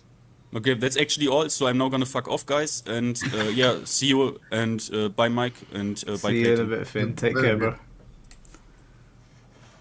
I think that guy looks like a model, not me. What's he talking about? He's a third-rate. I'm the third-rate model. He's like the first-rate model. Like that guy's picture. I mean, geez. I mean, Finn's a very nice guy. He comes to the streams all the time. Oh, does he? I was gonna say, Jesus Christ! I need to start mewing like him. Does he do the mewing thing? I think kids mew nowadays or something like that. Just before we bring Tom Brady in, there's a super chat from Superpower Man. Thank you for the $6.99. With all the metagame predictions you have made, can you predict the meta of Fatal Fury? Will it be accepted as a skill-based fighting game over Tekken 8 and Street Fighter 6? I think it looks more interesting to me than Street Fighter 6. I mean, I haven't really been watching the footage of it. I mean, they kind of you know what? I've said this before. Some of these games, they dick tease you so much now that I lose interest. Like, I'm just too old. Like, I need to see the Kim brothers. I want to see the Jahoon or whatever, Jahoon, whatever, Korean. So, I mean, hopefully for the community's sake that it's good, but I haven't been. I have not analyzed the footage. I don't know if I'm going to play it. Hopefully it's good. I mean, we'll see what the community thinks, I guess. I have not analyzed it, though. But Street Fighter 6, I've made so many videos talking about Street Fighter 6 and that, but I have not looked at Mark of the Wolves in a similar fashion. I am gay for Clayton. All right, let's get Tom Brady in here. What's going on, bro? Hey, what's going on? So I'm driving stuck in traffic, but I didn't want to call in. Final Showdown doesn't remember this, but he'll remember this. I was trying to rebuild the Dead or Alive scene back when DOA 2 Ultimate came out and the community was all online. So I said, I'm going to start holding these garbage 5 and 6 man tournaments until people start coming out. And there was a tournament at NEC in which there were only like 10 people in. No, I remember. I know what you're talking about. I grabbed Final Showdown because I said, people hate on this guy, but he's a legit player. And he doesn't play the game, but just having him in the tournament is, good for you guys. And I showed this guy love. And my question for you is, well, it's more of a statement than a question. I can tell you with the FGC, for anyone out there who will watch this and say, oh, this guy, Final Showdown, what is he on about? No one talks about this. No one cares. The best gaslighters of all time are called the fighting game community. They will, especially if you're someone who is immediately dubbed not good, how is he winning? Like in the case of Final Showdown here. And then whatever you do, it doesn't count. There's always some reason, some excuse why he won, why it's invalidated. And then they start making up nasty stuff about you. Everything you say is fake or made up, or you're just doing it for whatever. And anytime you try to address the things they say about you, no one's talking about this. You're only the only one bringing it up, etc. So they put like Final Showdown here in a position where his only option is to go Mike Hollow and have the whole truth aired out. And it's not, conspicuous by his absence, Rooflemonger, who there was no way he was going to be here when facts have to be here to be checked out, etc. So I just want to, what was that like for you? How these years, and what made you stay around for so long in the FGC from the early 2000s when there really was no way to get the truth out? And anytime you try to talk about it, I'm sure you were gaslighted like nobody cares. It's kind of like you were running in a hamster wheel. What kept you trying to get the truth out and staying in the FGC? Oh, well, I mean, like I said before, I knew people lied about me, but I didn't even realize it was so bad until Dragon Ball FighterZ. I remember people lying about me, but I had left in 2006 and I was just doing the combo video tech stuff. And I knew people, I couldn't get my videos shared because they would say that I cheated to do it or some shit like that. But it wasn't until Dragon Ball FighterZ 2018 when people like Buttmonger actually started bragging that it made them money and made them popular. And I was like, wait, the community had lied about me at such an extreme extent that people are making money off it. And of course, Dragon Ball FighterZ, you can see Buttmonger, his channel exploded. So many people's channels exploded from that. And then I made that original video. Might have been 2020 or something, because Buttmonger was saying that I fake cancer and all this kind of weird shit. And I'm like, what are you guys talking about? And I made the original video. And then I got a ton of messages like, oh, you didn't fake your combo videos? Oh, you didn't fake all your health? And so I was like, no, what the fuck are you, like, people actually believe this? And so that's how it happened. And then for Dead or Alive 2, I've said this before. I know this is going to make me sound weird. I've always thought Dead or Alive is a more interesting game than Tekken. I'm not saying it's better than Tekken, but I actually Hell no! I'm not As saying, someone who was one of the top DOA players ever, I can tell you right now, absolutely not. To be honest with you, my favorite Tekken of all time is Tekken 6. I would play that game over any game outside of maybe MK Deadly Alliance. Yeah, so there's Perfect Legend. So I'm just saying, I'll say something about Perfect Legend. You know what? People talk shit about Dead or Alive, but, Perfect Legend, that's something you shouldn't take away somebody's accomplishments. Even if you don't respect Dead or Alive as a video game, I think you should still respect this person is still awesome at this game, even if you don't like it. They still have accomplishments and achievements. You know what I mean? Yeah. So let me ask you, would you say that the FGC oftentimes labels people low-hanging fruit that can and can't do something? Like, for example, when you are dubbed the low-hanging fruit, people literally get to make videos saying, this guy is faking having cancer. Now, we all know, Mike, had he done that, they have been off with his head. Here's Final Showdown accusing somebody of faking cancer. Can you talk about like how it's like how that affected you and how literally there's so I was gonna say it doesn't even make any sense, because if people remember back in the day, you know, of course you could see my hair was fried from radiation and everything like that. But I was not going around saying I remember the photo that we took together.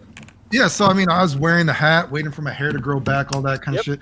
So it wasn't like I was going around saying I have cancer or anything like that. And even I've told my story before, it's not the cancer that like fucked me up. It's the radiation, and then I started developing all these autoimmune diseases. Like that was what, you know, really fucked me up. But I never made a GoFundMe or anything like that. You know what I mean? So I just, you know, I don't know how people, like I said earlier in the chat, I must be the stupidest scam artist ever if I'm going to fake being sick and then not make the GoFundMe. You know what I mean? So that just, it doesn't make any sense why people would think that I faked being sick. So it's just, it's fucking retarded, and I can't believe that so many people. Go ahead. Don't forget, everyone, Mike, you said, Mike, you have people in the healthcare, and you showed them the receipts, and they said, this is legitimate. Yeah. If like they took one look at it, because I said, can you just take a look at this because of what people are saying online? They said, no, there's nothing wrong with this. It's like, how would you hack a hospital? Like, I literally signed into the hospital live on stream. It's like, so people in the FGC, they talk shit about everything. Can you guys in the chat and people who listen to this video, can you imagine the dark side of the FGC, that you can literally pick somebody, not like them, to the point that you literally start saying, as they're struggling with this, nah, they're faking having cancer, like that you would start that lie just because you were so intent in burying and demonize somebody. That is, and the fact that there are people that are allowed to do this, and the FGC with the FGC who swears that they are the ultimate social justice warriors. Not a day goes by in the FGC where someone is not looking to get the goods on somebody else, you know, to expose them, quote unquote. And yet, there are people who can literally make up accusations of people struggling with this, saying, nah, they faked cancer. Yeah, no, it was like get away with it with no consequences. Yeah, One like of them I said, being someone who's a major content creator. That someone like this, Rooflemonger, who's allowed to profit from saying somebody faked cancer. And the FGC is like, I've seen nothing wrong with that. This is my problem with the FGC. Yeah, like I said, the weird thing is, again, I wasn't going to those tournaments and saying that I had cancer in the first place. It was like, oh, I got cancer. You guys got to do something for me. It's like the community saw that I was sick and they didn't want to believe it. And let's just say, in the first place, a buttmonger, he's like, you know, it sounds crazy to say, oh, I'm going to say somebody faked cancer. Like, if you say something like that, that sounds incredibly fucked up and it's going to make you sound really evil. But again, the irony is, well, buttmonger has been part of groups of people who have faked illnesses for attention. Like, that's the real irony. Like that Sephr guy, Event Hugs, faking his health issues. Then he accidentally turns on the camera and he's not at the hospital. You know what I mean? just want to highlight this comment whilst you're both on stream. This person is calling you out. Now, oh yeah, no, that person, yeah, no, I blocked them. They're a known hater of mine, yeah. Nayla, you're more than welcome to come on here and make your case. You know, there's no point in just saying it in the chat. So if you want to come on here and make a case, then you're more than welcome. Otherwise, you're just throwing around buzzwords right now, and we can't really do anything with that.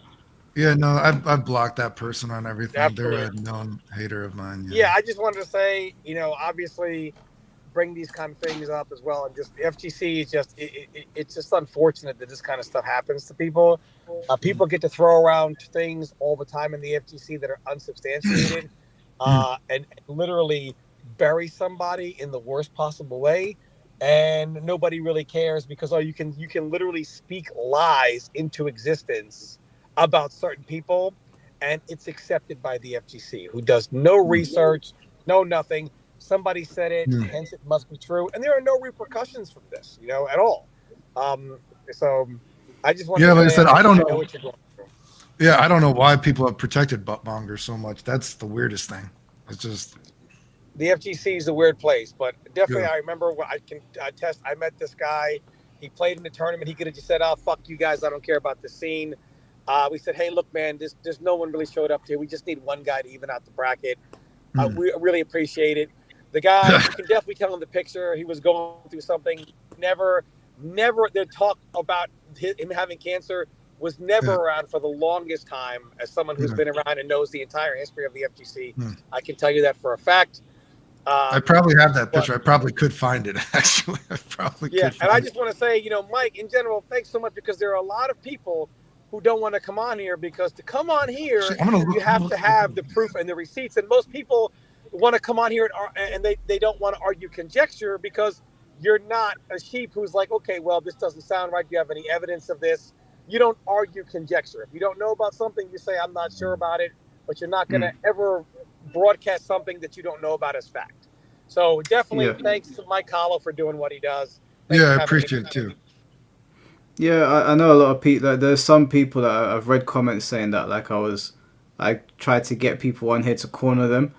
But as far as I'm aware, I just let people speak. Even if I don't agree with people, I'll let them speak and tell their story. Unless it's like a situation where I have taken issue with the person, I tell them to come on. Then obviously there's going to be an argument. But 9 times out of 10, I just let people come on here and speak. And that's for the people making comments in the person like Nailed, for example, with the borderline hentai Makoto picture, making comments in the comment section. I have a picture from NEC. You can see our churro in the background. God, I don't know if you could. I don't remember if you have. Do you still have that picture? There's me with the hat. I don't know. Oh, there it is. You can see I have. There it is. Losing all my hair. Can you zoom in? Can you zoom in It's on on my. that? It's like an old fucking photo. I'm trying to find the other ones from this. Yeah, I know you can see me, so I'm right there with the hat. I'm trying to see. Let me see if I can find Put it back up one. again. Let me see it. I'm zooming in to see. Let me put it back one more time here. So It's really, I don't know. Yeah, I mean, this is some of the. Yeah, Let me see if I can find the other ones. No, yeah. Oh yeah, no, wait, Tom Brady, right there. Yeah, right there. There we go. Where am I? I'm in on the second Right. to the right. Yeah, second to the right. There's good old me. It's a little blurry, but No, I can make it out. Yeah, it's no, I do have that. You can send the pictures to me and I can put them on the Okay, screen. no, I'll send the that's picture right. to you. So for people who listen to hear what I say, whatever, I'm like Dracula in Blade. Any story, any photo of the FGC, I was always there. I'm like, Let me see if I could find that picture. always the oldest. Always me. But yeah, I do remember that, and that was fun. I was there for another tournament, but I wanted to try to get the DOA scene off the ground. So I was like, okay, DOA's got a new online game. The community definitely needs help. Someone has to start getting them offline. So that's right. Old selfish Tom Brady, who doesn't ever help any scenes, was there holding tournaments, just trying to get anybody out. Yeah, man. No. I'm gonna save it. Send Mike the picture. Yeah, I'll bring it up on Twitter. Yeah, but old school. Thanks for having me on, though, Mike. I appreciate it, man. That's all good, bro. I'll catch you in a little bit. Thanks, man. Later, guys. Okay, I'm sending it to you right now on Twitter. Whilst you're doing that, I think there was a super chat and I'll bring in C4. Wolfsbane, thank you for the $2. He said, what's your favorite DOA game and thoughts on DOA 5 verse 6? Are you much of a DOA guy? No, no. I think what is the game? I just sent it to you right there. God, DOA. What is is it DOA 6? They started taking away. I think they tried to make it a little like some of the fun stuff. Like you couldn't like knock people through as much shit. Am I remembering right? Wasn't in DO 6 they started taking away some of the shit in it? Like maybe you couldn't like ninja throw the Izuna drop off of things anymore. Am I remember it? DO 6 or something. Yeah, I sent it on Twitter though. I don't know if you could see it. Yeah, they can see it. That is a suit. You can tell by the way you guys are dressed. This looks like a teenage dirtbag music video. So there you go.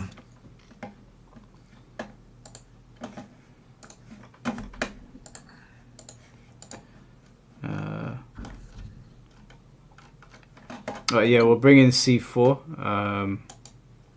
C4, can you hear us? Yeah. Can you hear me? Yeah. Cool. Yo, what's up? I've got like just a small question, obviously for Clayton.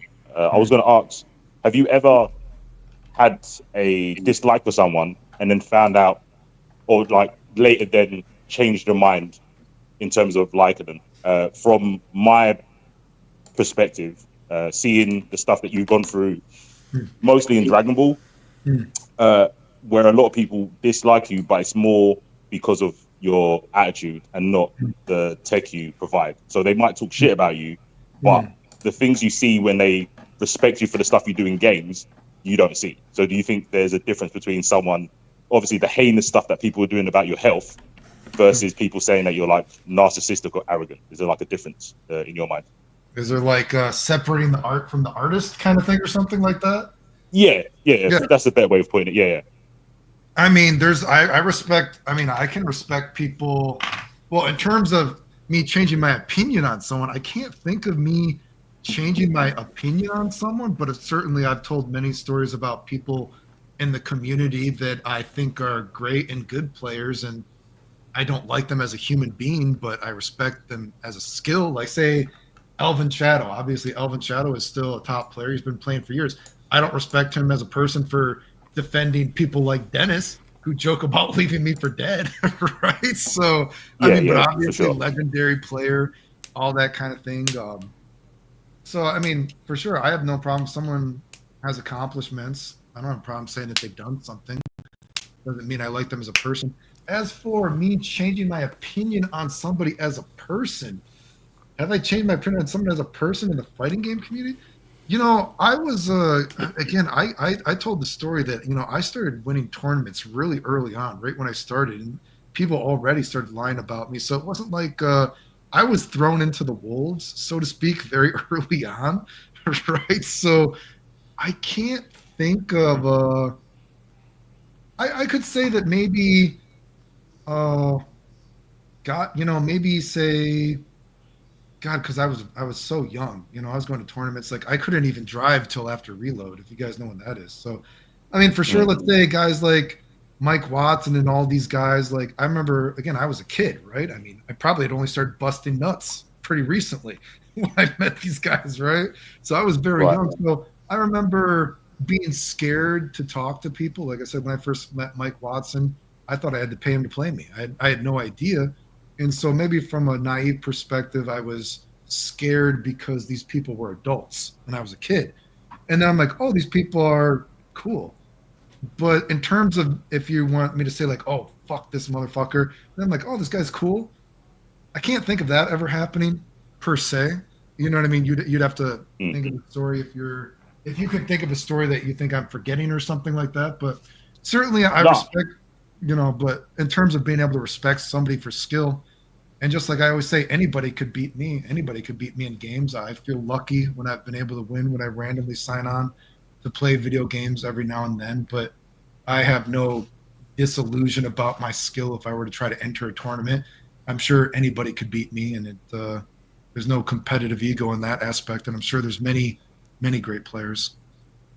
Yeah, I wasn't asking it to like try and trip you up. It's more because being in the Dragon Ball scene from the UK, I know some of the people that you've had run-ins with. Like, I know Raw Kid. I don't really know Houdini and stuff. I talked to, obviously, Damascus and Tyrant. And there was definitely a point where I would say your name. So if Vegeta was on screen, they did a specific combo, I would say, oh, he's doing the Clayton combo. But people would look at that and laugh like I was taking the piss out of you. But I was like, no, that is the combo. We do this in games. People used to call a Balrog shimmy in the Gutek shimmy or the Bucktooth loop with Doom. I'm paying respect to the source of the combo. Yeah, but well, you know what? Or go ahead. I'm sorry. Yeah, real quick. I was paying respect to the source of the combo, and I think a lot of people attached your personality because they thought you was quite egotistical, and said, "Oh, that must be you can't like that person." Where I was like, I don't know you enough to like or dislike you, but I know your combos are sick, and if I see it in a match, as the commentator, it's kind of my duty to tell people where it came from. Yeah, so I mean, I guess you're not saying you're Tyrant or something. It's funny because I think you like wrestling, or well, I think the Tyrant person likes wrestling, and I know a girl wrestler in England, and I've actually thought about messaging the tyrant person, whoever he is, to see if you guys ever actually met, because whatever. But no, I mean, even the Damascus stuff, the drama with me and him, you can go look on my Instagram, or not my Instagram, my Twitter. I used to tell him, wow, there's many messages. Thank you, Damascus, for actually not talking shit about me. And then that dude, once Lily started talking shit about me and lying about me, Damascus, and then Raw Kid and all them, Damascus was like, oh yeah, I don't watch any of Clayton's videos because he's all about drama. And it's like, I'm literally responding to people who said I tried to kill them. Like, what the fuck, dude? Like, you could see none of this happen. And so, I mean, like I said, but for sure, Damascus, I had no problem.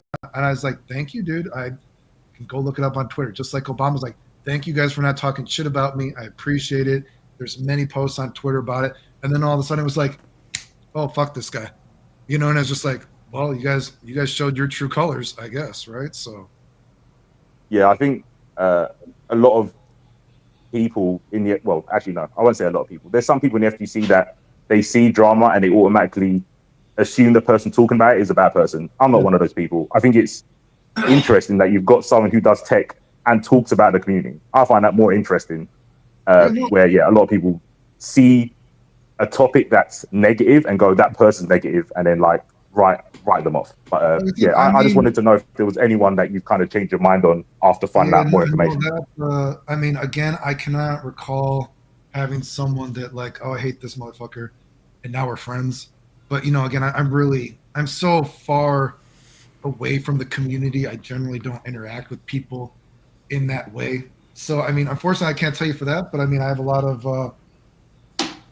respect. I'm sure anybody could beat me in games. You know what I mean? I've never talked like I would win every tournament if I've ever played. The only thing I've actually said for Dragon Ball FighterZ, I almost, again, because I don't know if he knows, but I think you watch my videos. Not Tyrant person. Not Tyrant. I think you watch my I sound like him, but I'm not him. I promise. I swear. You know, I've said before that I guess perhaps I do regret actually not playing Dragon Ball, because if you think about the Vegito tech, I was putting out all that stuff, those unreflectable, unhoming dashable, you know, fucking like Vegito strings, and the community was saying it's fake, it's fake, it's fake, and then they finally is like, wait, Vegito's becoming a good character. And then what was it, like season 4 or 5? They actually patched it out. And sometimes I think about that and I'm like, man, maybe I should have played Dragon Ball FighterZ, because maybe with just a little bit of practice, I could have become competitive, because my knowledge about the game would have padded my skill level, so to speak, because I just knew so much more about the game. So much of the stuff that I could do, the community thought was fake. So maybe competitively that first year of Dragon Ball FighterZ, maybe I could have bullshitted my way into winning without playing much. You know, who knows? Of course, I would have had to get some muscle memory, right? You know what I mean? But I mean, that could be regret competitively, because again, you just think about the stuff for so long. People were saying the stuff I was doing was fake, and I was like, I don't know, but anyone could beat me. You know, I mean. Just to put it out there, just to give you like an insight from the other side.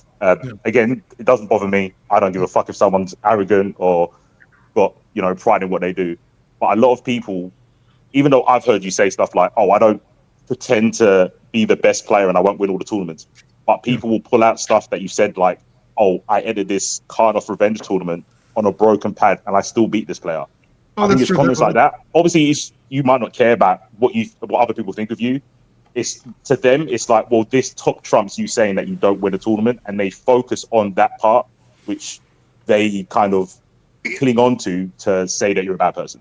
Again, you might not care, but that's kind of what people say. Oh yeah, I mean, that's just stating a fact. But again, you know, at the end of the day, I mean, again, a fact is a fact. If I beat people, I beat people. I'm sure people could beat me, and I guess if you watch my channel, I've said so many times before, I'm sure once I do, I'm sure eventually there's going to be a time that people do beat me or something when I sign on to these games.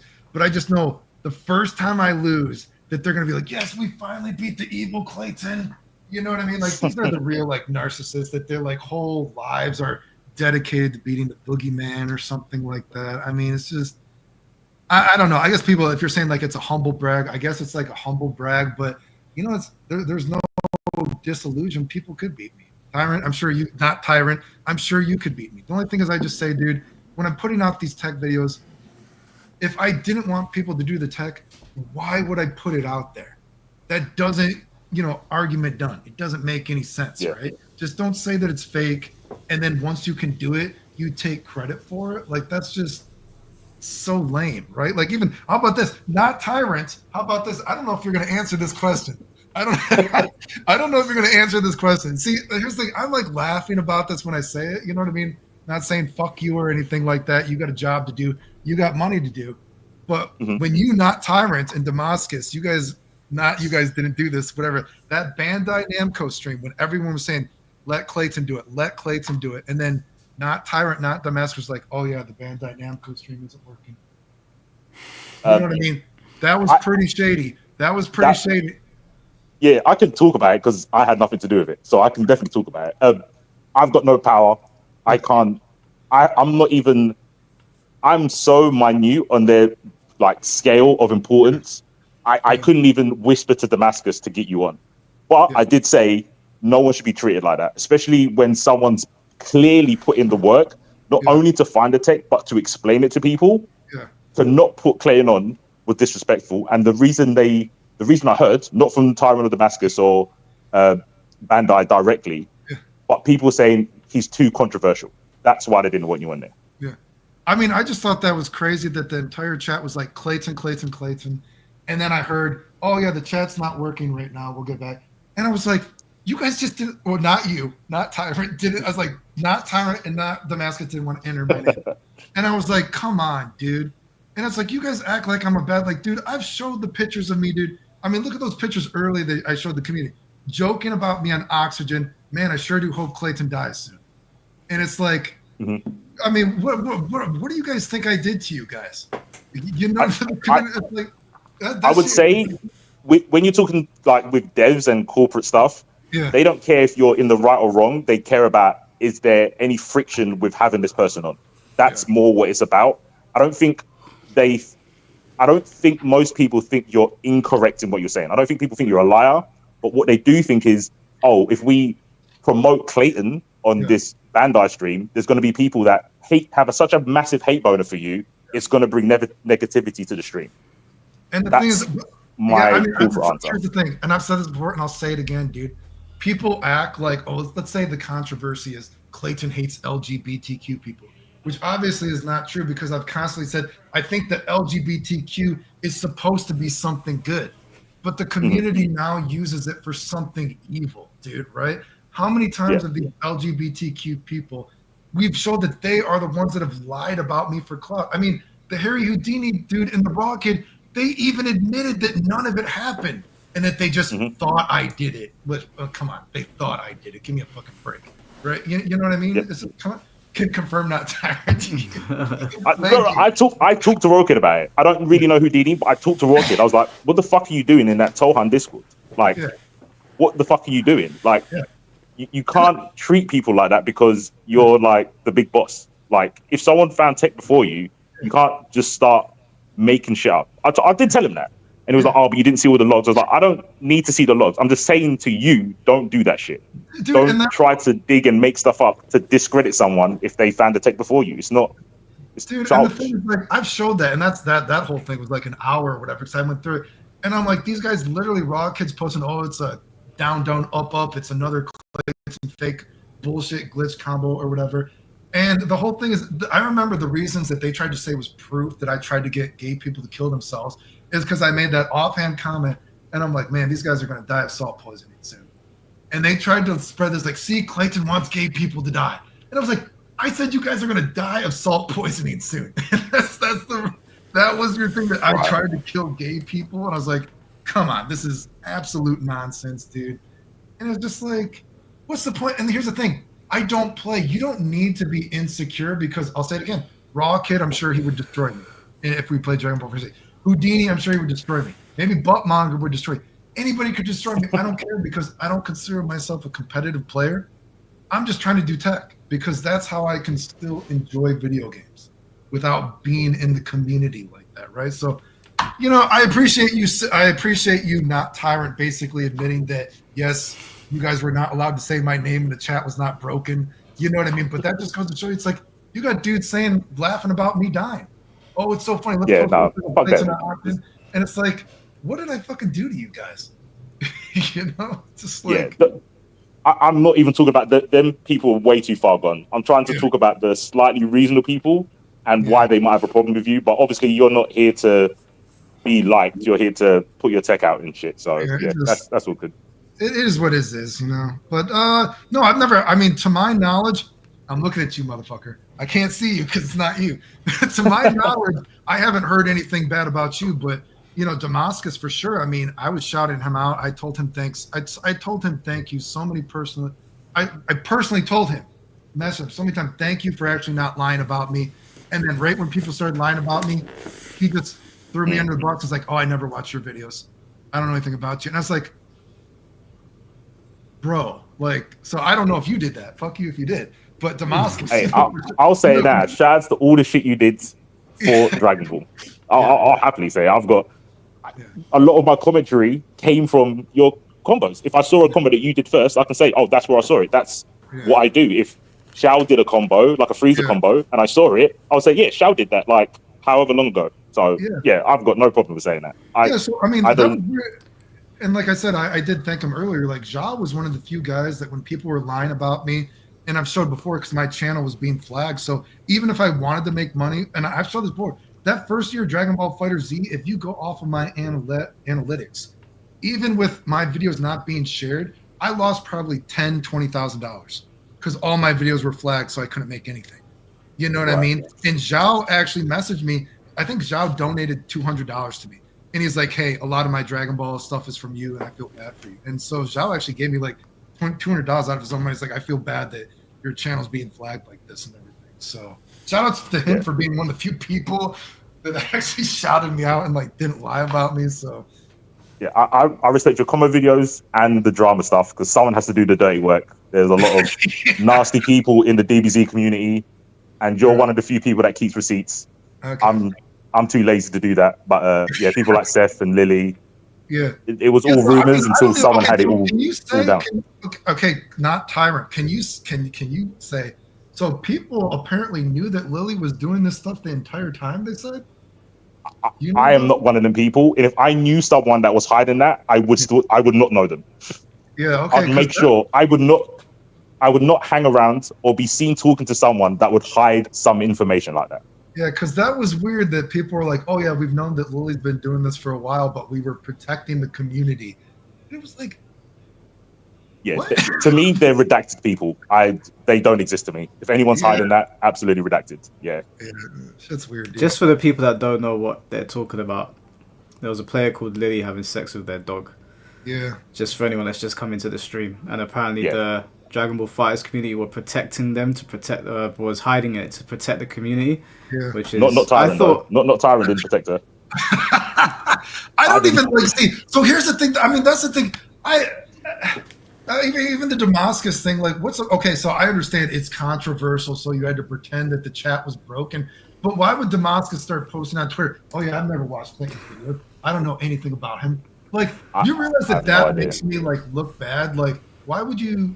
You know, just I don't know, man. I just think that shit is so weird. And like I said, people saying that I fake being sick. Like, dude, if someone's gonna fake being sick, or how about this? Can I go to the bat? Do you know about the Sephr stuff? Tell him your opinion on the Sephr stuff because I gotta take a pee. Is that okay? I'm gonna take a pee and you guys can talk. Yeah, I can do that.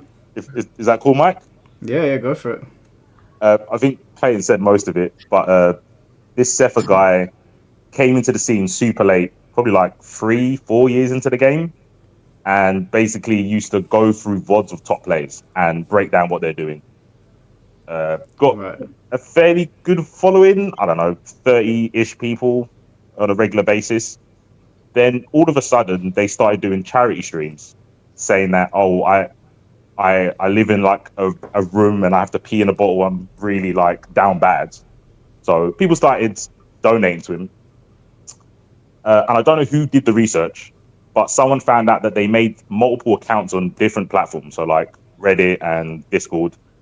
And they were messaging themselves really bait stuff. Like, so he would say something like, oh, I'm looking for someone to coach. And then he would go in his alt account and going, oh yeah, I've heard this Sephr guy's a really good coach. Oh, They were Lord. basically doing self-promotion to big themselves up, which is super weird. But there was, I don't know if Clayton's got the screenshots. There was screenshots of them like risen up their old accounts He was rizzing himself up. in DMs. So he DM'd himself. So in me, I play too much Among Us, but to me, it was like you wanted this to get leaked, right? Because why would you DM your other account, your own accounts? Yeah, exactly. That's the face I pulled. This is mad. Like the FGC is just a treasure trove of degeneracy. It's mad. This is crazy. He was rizzing himself up. And what was how did this all end? How did it unfold? There's a guy called Weiss Garden, something like that. Basically, it was someone who saw what Sephr was doing and wanted to do it better, and they were doing the whole same thing, like watching VODs, trying to get people to coach. They somehow found these DMs and basically got that person cancelled. My tinfoil hat is that is Sephr. He cancelled. I think Sephr changed his identity to this Weiss guy, cancelled the old Sephr because that Sephr was done. No one worked with him anymore. Like everyone completely disavowed it. But I think he set himself up because to get the pictures of DMs, it doesn't make sense. Why would you leak your own DMs messaging your own other account?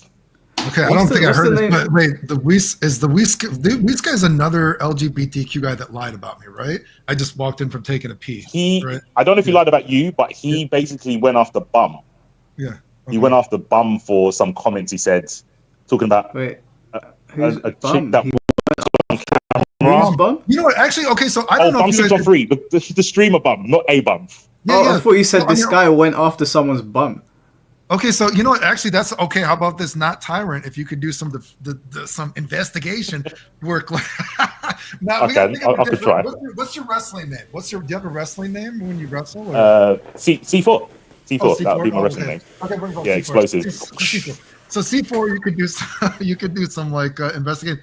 Like I said before, I don't know if you caught the earlier in the stream, because earlier on when people were lying about me a lot, Twitch messaged me that they were opening an investigation about people like Buttmonger. And all those old bum tournaments where Buttmonger used to post about me because he was going hard, messaging anybody. All those old bum tournaments got deleted for like a month. Just like a lot of old Buttmonger's clips got deleted. Now, thankfully, some of them are saved. And I've always thought that maybe Twitch messaged the bum guy that like, hey, you got to take down these tournaments because there's a lot of like harassment in these like comments. And that's what I assume. I can't say for sure. Does that make sense? Yeah, I can DM him. I mean, it was a while ago, but I'll see what he says. Okay. Well, anyway, continue about the Weiss guy. Continue. I'm gonna hear this Weiss story, I guess. So Weiss, you got to the point where he cancelled himself. That's my theory. No proof, but I think Sephr turned into Weiss, transformed or something. He fused with another old account and turned into Weiss because Weiss was doing the exact same thing that Sephr did. Oh, wait. You think Sephr is Weiss too? That's what you're saying? Because Weiss showed DMs. Yeah. Wait. Old accounts. Now this is like getting bigger because wait. What? Now I'm learning. I've not seen Sephr or Weiss. They're both the same profile pictures. They're not people to me, so it could be the same person. Okay, wait. No, this is more drama. Okay, wait. Wait, this is funny. See, we're like sitting around taking some drinks afterward. Like, dude, do you remember that one time, dude? Oh, fuck me. Okay, so we've turned into InfoWars. Yeah, wait. Okay, wait. Do you remember? Okay, did you see? Okay, so we're talking about Vegito. Do you know that Charmander came out as Ellie, another person that was lying about me, and they faked dying, and now they're transgender? Did you know about that? I did not know about that. No. No, because, okay, so Charmander used to message me on Discord telling me that I was crazy and my health was not real. And so then I was going through Discord. This might have been a couple years ago or now or something like that. And I'm like, who the fuck is Ellie who is messaging me? And I looked it up, and Charmander is now a girl named Ellie. Ellie is another person who is a stalker of mine before. The Dragon Ball community is full of people like out of Kingdom Hearts. Like, you won't see them for a month and they'll be the same person but a different person. It's Sora to Roxas. Like, they're just I don't know. The What same person but different. Do you know what this sounds like to me? What's that film where the guy keeps on turning personalities? One of them is Patricia, one of them is the Beast, one of them is... I know. It's after Unbreakable. What's that guy Yeah. called? Split? Okay. I know what you're talking about. It's Yeah. not Glass. Yes, is it Split? I think it's Split, where he's on the grass, he starts beating his chest and starts running like a gorilla. That's what the Dragon Ball community sounds like to me. No, okay. So I'm disappointed you don't know about this because I guess if you recall, I don't know how much you look at the drama stuff, because Charmander, whenever Charmander would do his like streams or something like that, Charmander couldn't go on camera because Charmander had a girlfriend who he said always was naked around him. And I was like, oh, Charmander has a girlfriend who's always naked, right? Sure, dude. You know, it was rolling my eyes. And so then I'm actually under the assumption now that because Ellie is somewhat a known person that would talk shit about me, Charmander girlfriend has been his split personality, Ellie. And now they became Ellie. Does that make sense to you? I mean, it sounds crazy. It makes. If it was any other community, I would say you're talking nonsense. But in Dragon Ball, I think I'm like, who is Ellie messaging? I'm like, I don't remember anyone Ellie messaging me. And then I'm like, wait, these are Charmander's messages. And then I looked at their like, I am a transgender named Ellie, and I'm like, wait, the girlfriend was actually him the entire time, and now his split personality has become totally Ellie. And I'm like, what is going on here? What the fuck is going on? Would you guys say that Mike's body's not ready for this community. Would you guys say that the Dragon Ball community is more messed up than Smash and Strive? I'm not in the Strive. I'm not in the Smash community, so I cannot comment on that. What about you, I think the allegations in Dragon Ball are less harmful. Okay. So, like the Sephr person, yeah, he stole some money. And it's kind of funny talking about what he did, but the allegations of Strive are obviously way more like prison time. Like Seph shouldn't go to prison. Yeah. Arkham Asylum. Yeah, the raft. Like just buried him in a prison underwater. Just This is insane, man. What happened? Dragon Ball is more funny. Buttons. Like the conspiracy theories are just endless. Like you know that Seph guy? I didn't know what VA stood for until I found out VA stands for voice actor. Yeah, but that's what just empowered my conspiracy theory that Seph just turned into another person. Yeah. Fucking hell, I'm speechless. This is all insane. Yeah, no, I feel like the Sepher thing is one of the few things that that actually got a little bit of attention. You know what I mean? That actually, there's like a group of people that actually, the bandits or some shit. They did a Persona joke about it, whatever the fuck. I forget. All I'm hoping for is I hope City of the Wolves doesn't have as many problems with it. I've heard good things about the KOF community. I've heard good things, but obviously they're a much smaller community. I'm disconnected from them. I'm sure something is going on behind the scenes because people just want to be weird all the time. I hope not. I've not got a good track record going from Dragon Ball to Strive, so I need to. I need to clean my palate and just be.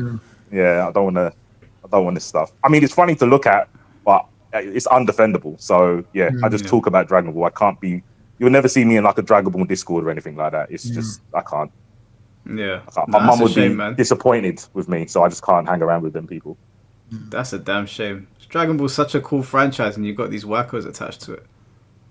I don't know. Like I said, I don't know why they gave people so much power. I mean, these people.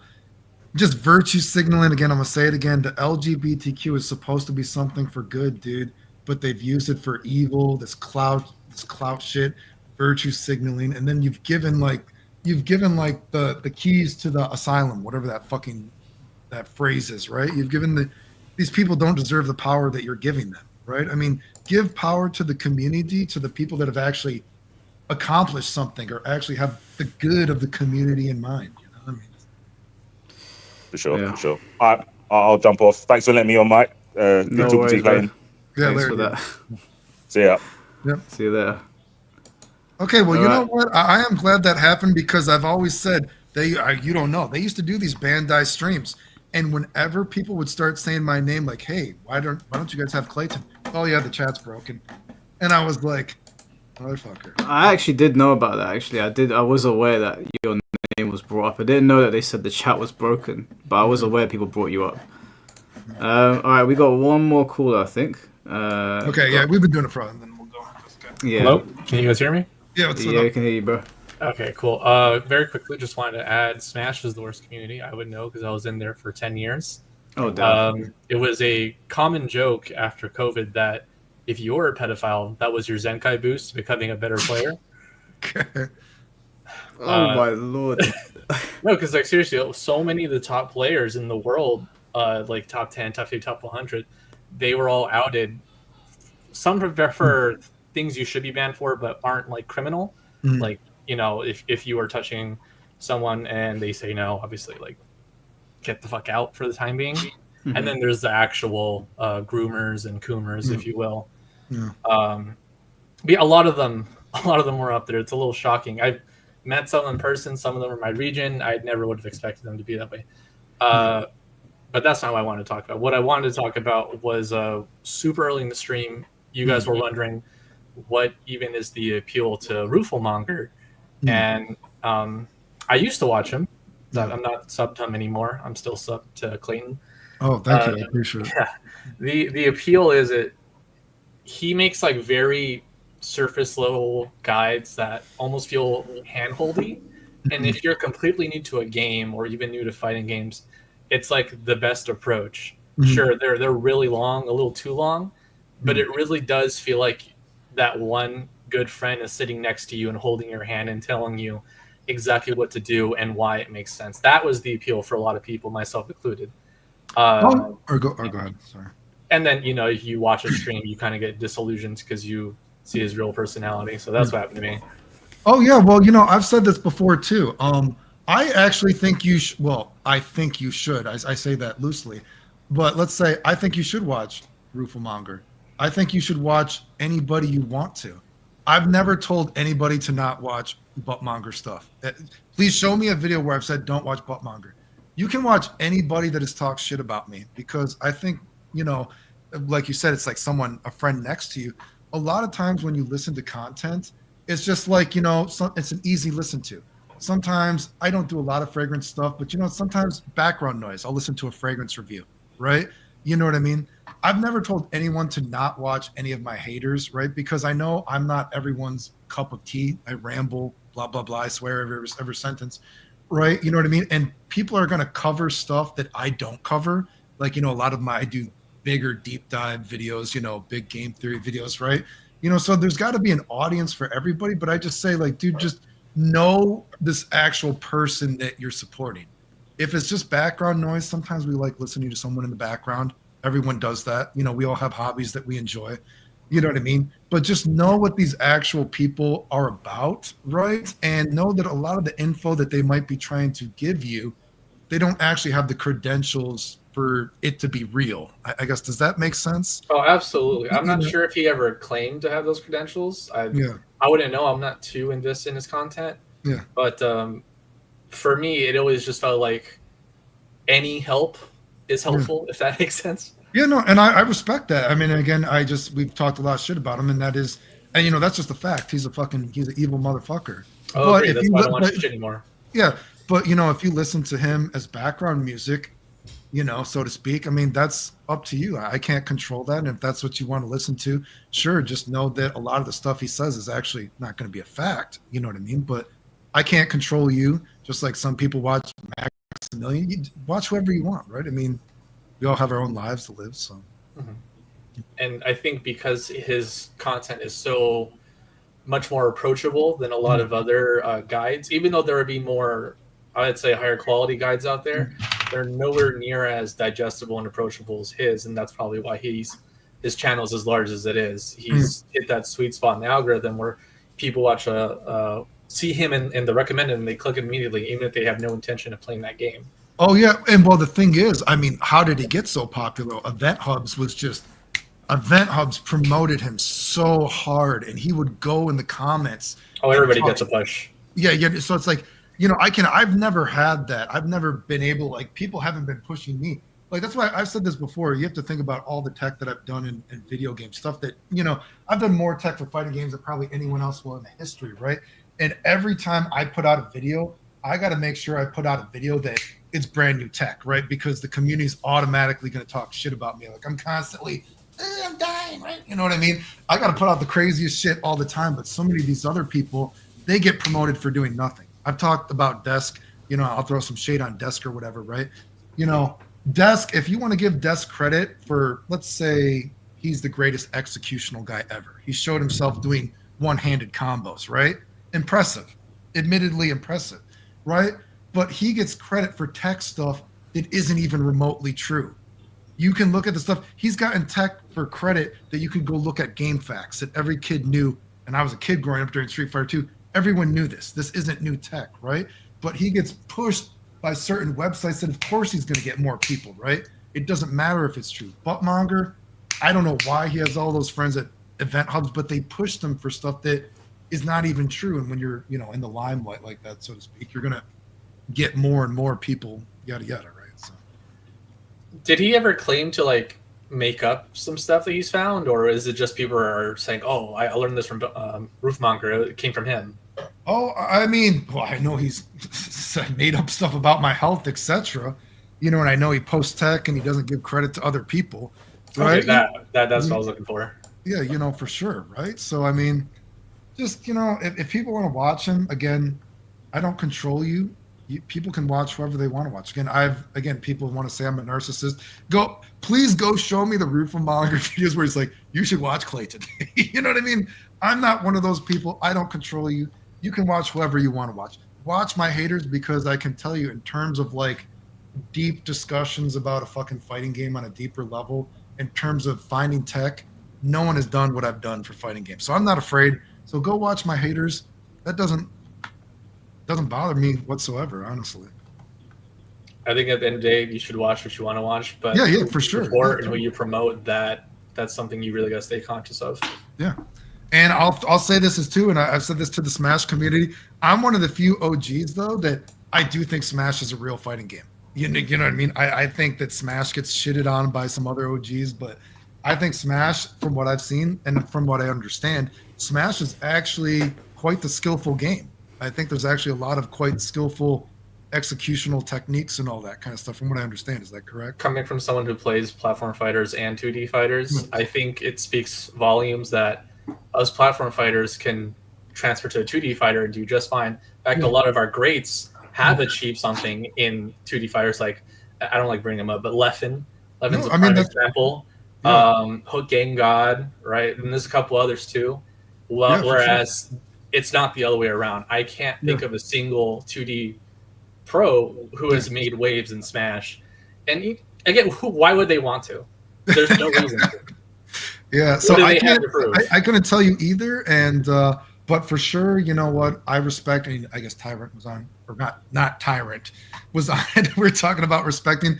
I have a lot of respect for people's skill in video games, and I do think Smash is a real game, and I think that people do deserve credit for their skill.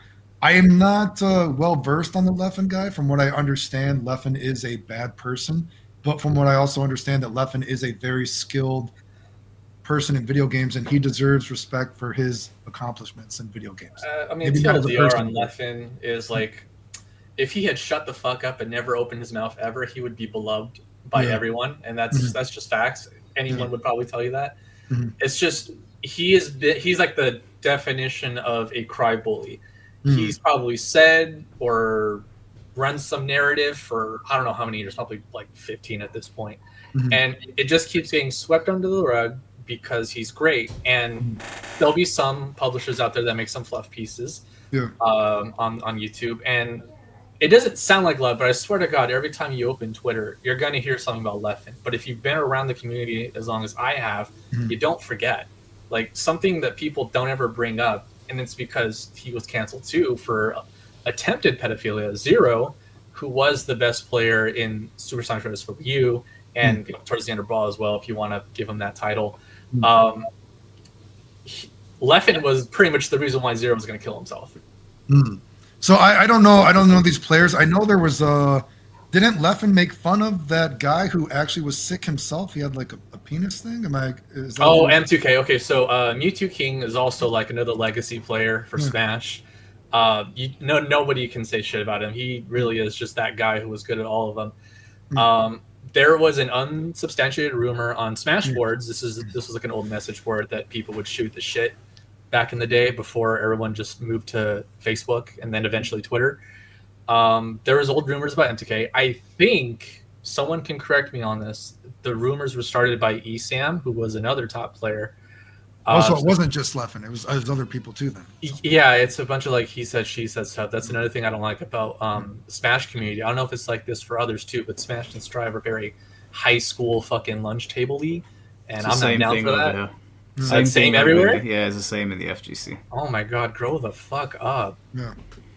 Kiss a girl or a boy if that's what you like. Do something. Stop being such a fucking pansy or some shit. Anyway, I'm getting sidetracked. So these are unsubstantiated rumors that were on smashboards.com, and you can still find them if you feel the need to look for it. I don't have a link, but I have seen it for myself because I can't trust anyone who just says it on the internet. I have to look it up. But yeah, that was like a rumor that was spread around, and then Leffen was using that to essentially farm clout on Twitter, because if you look at his optics during the Me Too movement, even though he says he didn't mean to profit off of it, he did. He did. At the end of the day, he did. And because I was there during that situation, I saw how many people were in his corner. It was like, oh, rare Leffen W. Everyone was saying it. And it didn't sit right with me. It's like, wait a minute. If Leffen's making sense, something's wrong. And then it turns out that M2K actually is incapable of getting erect because of something in his youth. It's a very terrible thing to lie about. So that's why I said I've heard that Leffen is a bad person, and I think he should have to hold.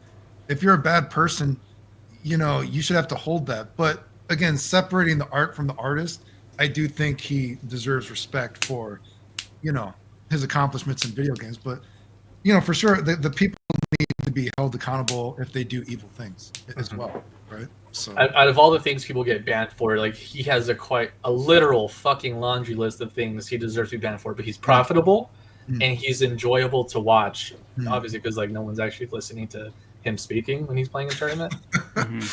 So yeah.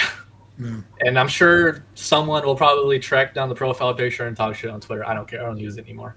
No, it's fine. No, like I said, there's nothing wrong with anime pillows or no, that's the Xenogears or Xenosaga. What is that? Xenoblade. You're on it. Okay, I made this 6 years ago because I thought it was funny and I never changed it. No, that's fine. I've said this before when people ask about video games, dude.